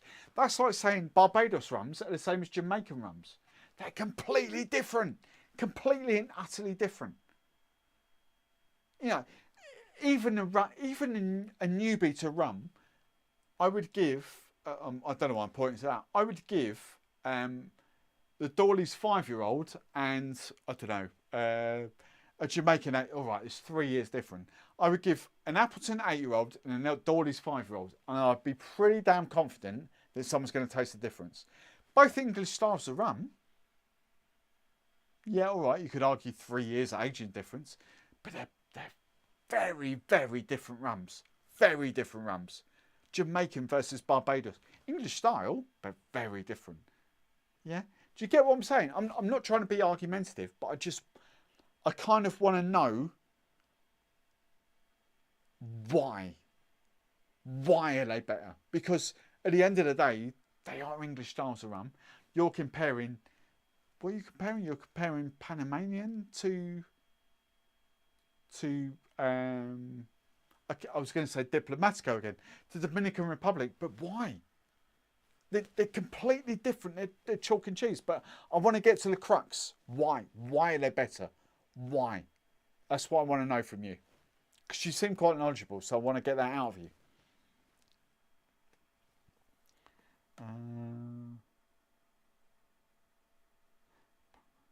By the way, I love Panama Pacific. Oh, the 15-year-old is amazing. Panama Pacific, and I've put a few in my membership community, my Discord, onto this. It's amazing. I think it's the 23-year-old Panama Pacific. It's amazing. I'm not knocking the quality of Panama Pacific. They are amazing rums. They're really, really good. But I just want to. I just want to get right. No one is comparing Jamaica and Barbados. It's Spanish rums that are generally in the same style. But yeah, but that's my point. That's what you're not understanding. That's my whole point. No one is comparing. I'm not comparing Jamaica and Barbados. You're comparing Panama to Dominican Republic. My point is, how can you compare the two? Yes, there's Spanish style of rums, but how can you compare? How can you compare them to Puerto Rico? That's my question. I want to know the answer to that. How can you compare them? Because you're comparing Spanish styles of rums. I've just given you an example of English styles of rum. Barbados, Jamaica. How, right, chalk and cheese. I know full well, just for the rums that I've got and I've tasted, my Panamanian rums don't even come, are leaps and head and shoulders above the Dominican. Every time I want to say Diplomatico. Jesus Christ. Dominican. I want to know. I'm really inquisitive because I'm not comparing them. You are. It's your statement. It's your, and I want to learn. I want to get what you're trying to get at, because I don't understand what you're trying to get at. So Spanish style, you can't clump Spanish style of rums together, the same as you can't clump English styles of rum together. So I'm really intrigued, and I'm not having a go. I'm really, really not. I'm not taking a piss or anything like that. I'm intrigued. I want to learn because you really seem knowledgeable, and I just want to learn. I just want to know why you can't compare Panamanian rums to Diplomatico, Dominican Republic. Jesus Christ, why do I want to say Diplomatico? Come on, DR, so Diplomatico, right? Dominican Republic, right? Dominican Republic, and both done in Spanish style. That's how they're compared. It's very simple. Right? Okay. It's very simple. Sorry, right. I'm going to get to that point where I am going to get argumentative. I'm being inquisitive at the moment, but I'm going to get to that point where I'm going to get very argumentative. English style of rums.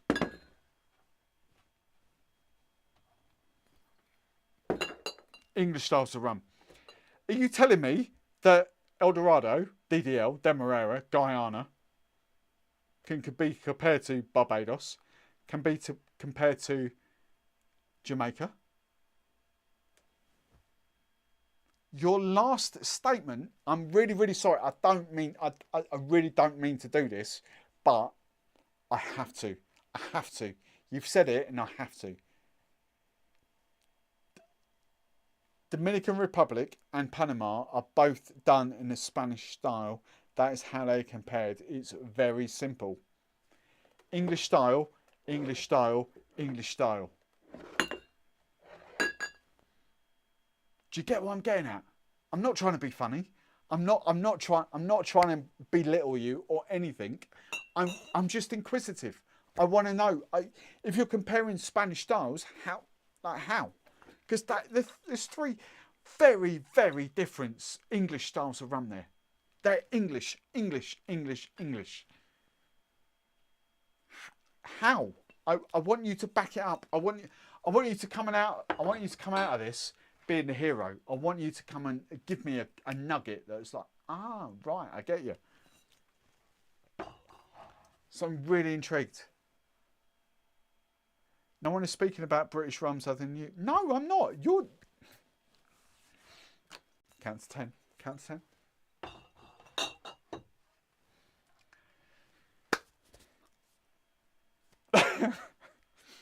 I'm guessing most of the people on the stream are getting exactly what I'm saying. I'm not comparing English styles of rum.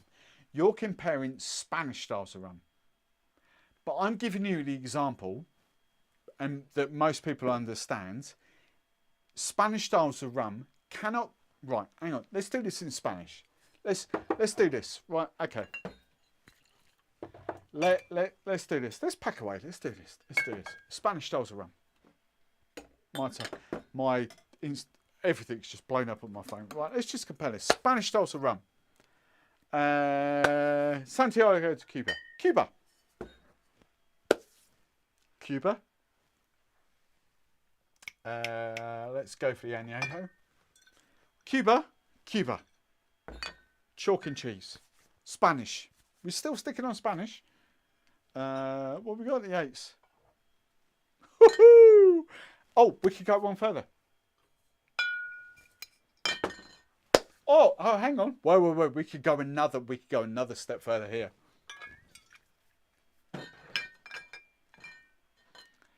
5. Oh, I don't know what that's still doing there. If I got any other Spanish styles of rum. 5 5 Spanish styles of rum, all roughly the same year category, age category, completely and utterly different.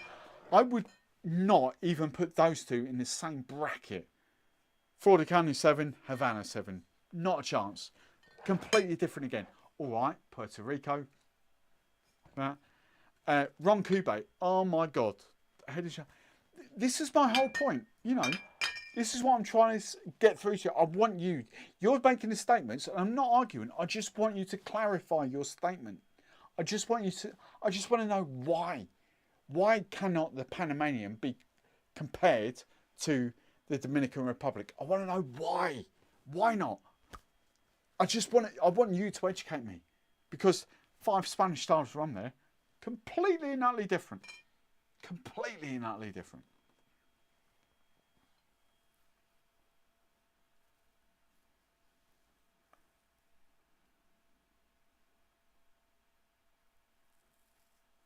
Spanish rums don't vary like British styles. Hang on, right.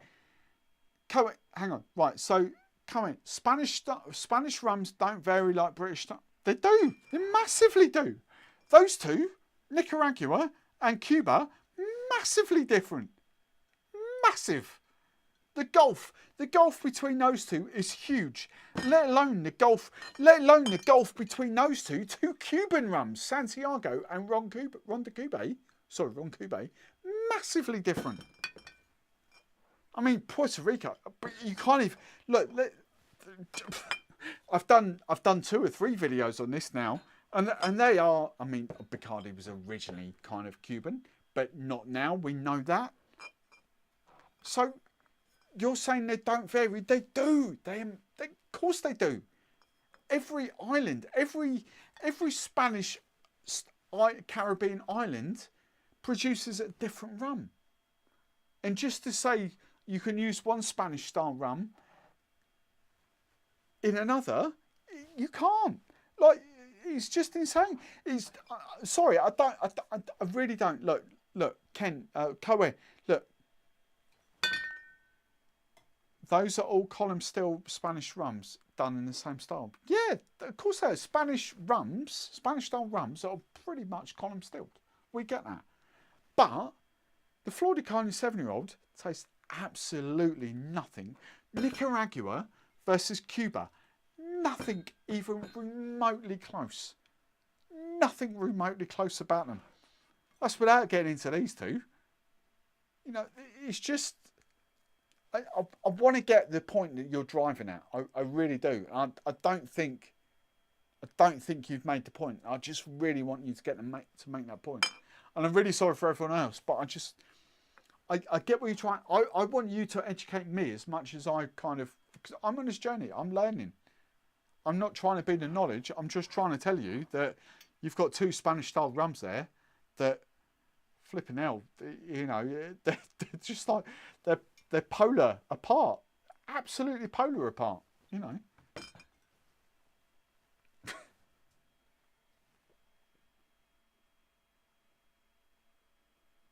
Oh, Kate, I like what you did there, Kate. Hang on. Let me just get the other cop. I'll have a little think, Kate. Hang on. David, I get, and I'm complete newbie. Recently to ED12 and Appleton 8. They're so different. Yeah, exactly. I love them. A big good night all. Cheers for coming, Dave. AKA TF. Twist on a zombie. Oh, Tom, you should have joined us earlier. Trevor's cocktail of the night was awesome. I am doing a zombie cocktail later. To make for a date, okay. Right, so Kate. I would go, right.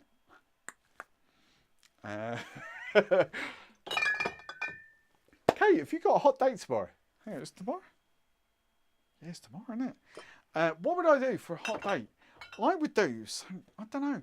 This is quite a hard thing to do because, you know, you kind of get tied up with this whole strawberry and rose. It's what I did for the Drink Stuff channel. You do like strawberry and rose, and you kind of like, I don't like strawberry, I don't like rose, I don't like raspberry. And you're like, Okay. And that's classically what you do for... It's like Ian Burrell's thing on Sunday Brunch this morning. I kind of looked at those cocktails and I was like, really? You know, it's kind of getting the mass market appeal. Right, so what I would do, I would find out, I would get a kind of a brief rundown of her, for her palate, and I would kind of find what she liked. You know, some people, some ladies like lychees, some people like fruit like guava or pineapple or passion fruit or something like that. You know, you can't say, oh, I'll do strawberry and rose or something like that if they don't like strawberry. You know, you can't do that. So I'd find their palate, and I think their daiquiri is the catch-all, but I would do a flavoured daiquiri with that. So, Kate, what I would do for you, Kate, this is my Valentine's cocktail for you, Kate. I'm going to do, Kate, we've chatted, I'm not quite sure, your fruity palate. I'm going to back myself. I don't know, Kate. I don't know. See, I've got all the William Fox stuff at Drink Stuff, and I haven't got them here. I've got a few things. Kate, I'm going to back myself. I'm going to go a bit of hibiscus. This is a daiquiri to impress Kate for Valentine's Day. So, and Claire, I'm going to go 15 ml of hibiscus syrup. Apologies for the lime juice, but I've got to use it up, as I said. There we go. Right, I'm going to do split rum on this as well. So I've got hibiscus as my sweetener. I've got lime juice. Hibiscus, floral flowers. We've got to go hibiscus. I was kind of cutting there. And rum-wise, I'm going to go, because Kate's English, I'm going to go 30 ml of Mad City. Bit of botanicals. Nice kind of like floral elements in there. But I know Kate loves her Foursquare stuff. So to impress her, I'm going to go even more split. I'm going to go 15 ml of Dawley's 15-year-old. But I'm going to pep it up. I would do the XO, but I haven't got the XO. I'm going to pep it up with a bit of 12-year-old. Dawley's 12. Because I know she's a Foursquare fangirl. So I'm going to do 15 ml of that. So, bit of Barbados. She's a Foursquare girl. I know she's a Foursquare girl. I need to get some more ice out. Hang on. Oh. That'll do.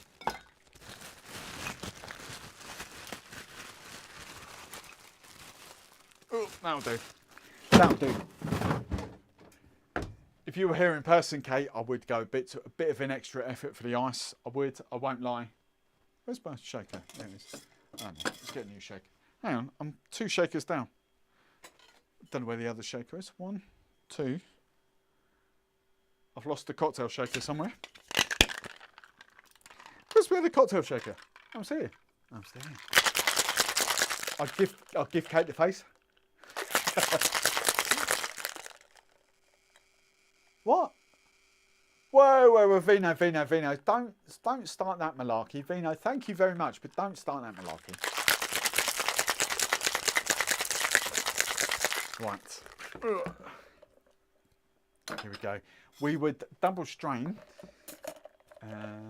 There. So, hibiscus, Foursquare daiquiri. Boom.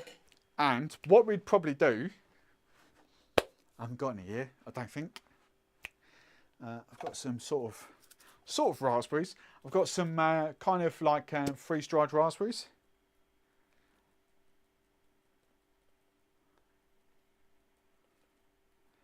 There you go.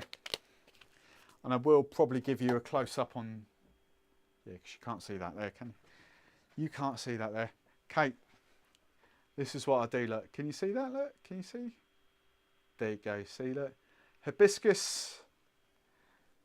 Might have done a bit of honey in there as well.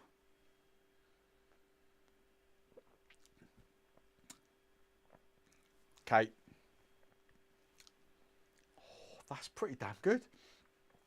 Someone would tell me the recipe that I just did. I'll watch it back. But what did I do? Dawley's 5, Dawley's 12, Dawley's 3. What was the other rum? Oh, that's pretty damn good. Oh, I don't know about anyone. Sod's Valentine's. I'm having this myself. I can't like the fun fruit stuff.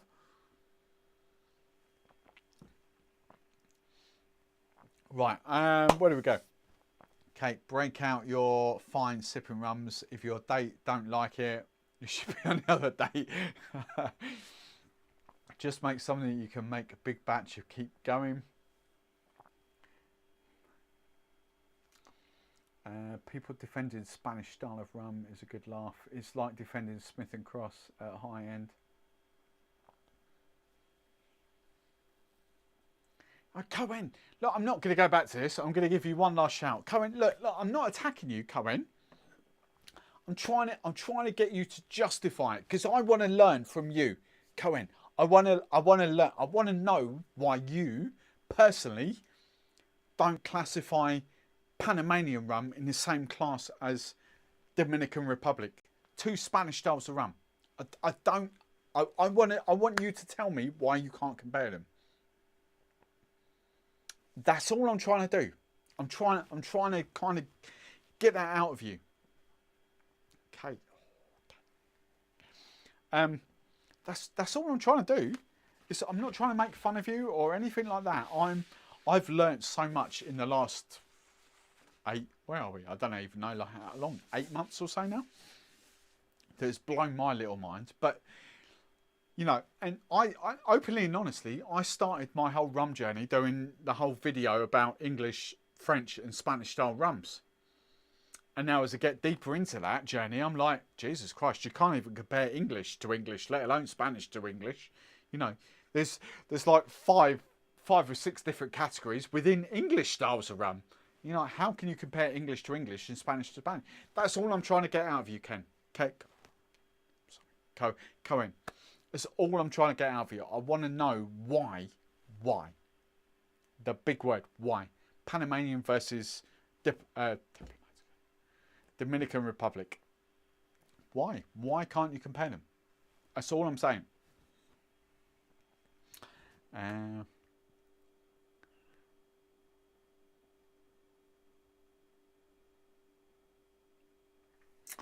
did we go to? I'm proudly selling. Claire, I would go sour. Oh, hang on. Wait. I missed the last follow-up there. I would go sour as that's how it'll end up. Do you know what? I could put some foamers in that and turn it into a sour. That's quite funny. To be fair, that looks like sour, doesn't it? I like that. Vino. No, Vino, thank you, but no. Thank you. Everyone, right, I want you to now, all of you that are watching, I don't know how many's watching still, I want you, if you haven't done already, click on 62 ND. I call it 62 seconds, but 60 seconds, I get it. I want you to click on Vino's channel, subscribe and watch his videos. Don't just subscribe and don't watch his videos. If you've got no intention of watching his videos, don't subscribe because that will hurt his channel even more. But go and check Vino out. He's a lovely guy. He's kind of a crazy American, Puerto Rican sort of, you know, he's one of those fake people. I'm joking. Go, look, if you want to watch his videos, subscribe. If you don't, just go and watch a couple of videos and then YouTube will kind of, if you like him, if you watch him all, YouTube will kind of, what's the word? Suggest, that's the word I'm looking for. YouTube will suggest his videos like automatically if you watch him. So you don't need to subscribe. The worst thing you could do is subscribe if you're not going to watch. That's just terrible. Don't do that. Never ever do that. Watch a few videos. YouTube will serve them up. If YouTube's serving them up, subscribe. Then go and watch more. He's an absolute legend. We love him. We love Vino to bits. Vino is kind of like our... How can we describe him? He kind of brought the whole... Well, there's a lot of us. Not the big book boys, but there's kind of a lot of us in like a bartender Discord as well. So a whole community. I'm not sure how many's in there now. 30, 40 maybe. And it kind of sort of cycles through, like people go back to work and don't do YouTube, and then more people come in. But it's like, you know, go and check out Vino. He's a legend, absolute legend. Go and check him out. Right, Tom, any recommendations on 0% alcohol for Tom? Do you know what? Right, Tom, I'll be brutally honest. Drink stuff are going to hate me. I'm really, really sorry. Don't get the strike stuff. The strike stuff's all right, but Liars is where it's at. Or an Australian brand, Liars they're really, really good. You don't have to go down that route. You're basically paying. I know you're UK. You're basically paying £14-15 for a non-alcoholic spirit. You could make equivalent without the booze. But the whole point is, those non-alcoholic spirits do give you the vibe that you're drinking something distilled, if you like. Whereas if you just use sugar syrups and juices, you don't. But I'll be brutally honest, you could make that without the rum. It wouldn't quite taste the same, but you can do that, you know. Juices. So one of the big cocktails I do for, like, there's always a pregnant hen on a hen party, or a nan that's not drinking. Not so much a teetotaler, but it's always like a nan or a pregnant hen or something. One of the big cocktails I do is like a non-alcoholic apple and vanilla mojito, for instance. There's no rum in that. There's no hocus pocus. It's just apple juice, vanilla. And then you've got your mint, your lime juice, your soda water, maybe a flavoured soda water, something like that, depending on that. Just simple stuff. But, you know, people's eyes, wow. They're kind of like, oh, wow, like that. It's just simple, isn't it? So it was Tom, Kate, stunning. Would defo drink that. Kate. Claire, it's how I could... What? Hang on. Wait, Kate. Claire. I've got to read this. It's like how could you date a... Oh, hang on. Wait, I've got it now. I've got it. It took me 3 times to read that. Claire, it's like, how would you... It's like, it should be a comment. I've got it now. It's like, how would you date a guy that has less rum than you have? I get that now. That's a good statement. It took me ages to get there, but it's a great statement. True. Kevin, there are a lot of non-alcoholic rums out there now. I think Liars is a good one. Oh, Kevin's mentioned Liars. Yes, good shout. Lee, hi there. Have you done any videos on Australian rum? I really, really no. Lee, no is the answer. I really want to get there. I really want Beanley. And I know Beanley's been used in Plantation, in some of the other brands as well. I really want to get Beanley. One of my Discord members is like, Beanley's all right. But I've heard so many good things about Beanley, so I'm willing to try that. I know there's a lot of other Australian Bundy, obviously. I'd love to do a Bundy video. I've got so many memories of Bundy. Oh, Bundy on draft. Oh. Australia 2000, Sydney 2000, New Year's Eve 2000, 2001. We've got the esky, we've got the we nip into a bar. They've got Bundy on draft with Coke. I mean, oh my God, is this not just like genius? Like rum and Coke on draft out of a tap. Oh my God, we got through so much of that. But Bundy OP, oh my God. Back in the days, like this is 22 years ago. It was just like insane. We did so much Bundy OP back in 2020, 2021. Oh my God, it's stunning. I'm sure my palate's developed a little bit since then, but they are some happy memories. Bundy and Coke on draft will never be beaten purely for that. I don't know why no UK brands come up with it, because spiced rum and Coke on draft, genius. Absolute genius. Bundy, it was just a thing. But I've got a lot of love for Bundy, but I know there's some better brands out there, so don't hate me, but Bundy's awesome. I haven't been down the Australian route. I will do very, very soon. There are a lot of Australian brands coming to market now. Beanley is the big famous one, purely because they're doing a lot of collabs with other people. But yeah, I'd love to do it. When I get to Kevin, there are a lot of the lead. Right, I've seen that at home. Stop that vino. I don't know what vino's saying. Thanks, Kevin. She tried last gin. Wasn't big. Big. Sixth what? I don't know. Catch up, Steve. Already covered it. Time to watch Bengals. Right, I think I've got there ready. Oh my God, it's like 1:45. Jesus Christ. I'm gonna end the stream now because the Super Bowl's on. Thanks all for watching. Daniel, thanks for coming. Bengals, the Super Bowl. Jesus Christ, this is the longest one ever. It's been emotional. I'm gonna watch this now. I'm gonna end this stream now. Join me through the week. Jesus Christ, it's like 10 to midnight. That's insane. It's like nearly a 4-hour live stream. What are you doing to me? Thanks so much for watching. Go and watch the Super Bowl. For all you Valentines, cheers.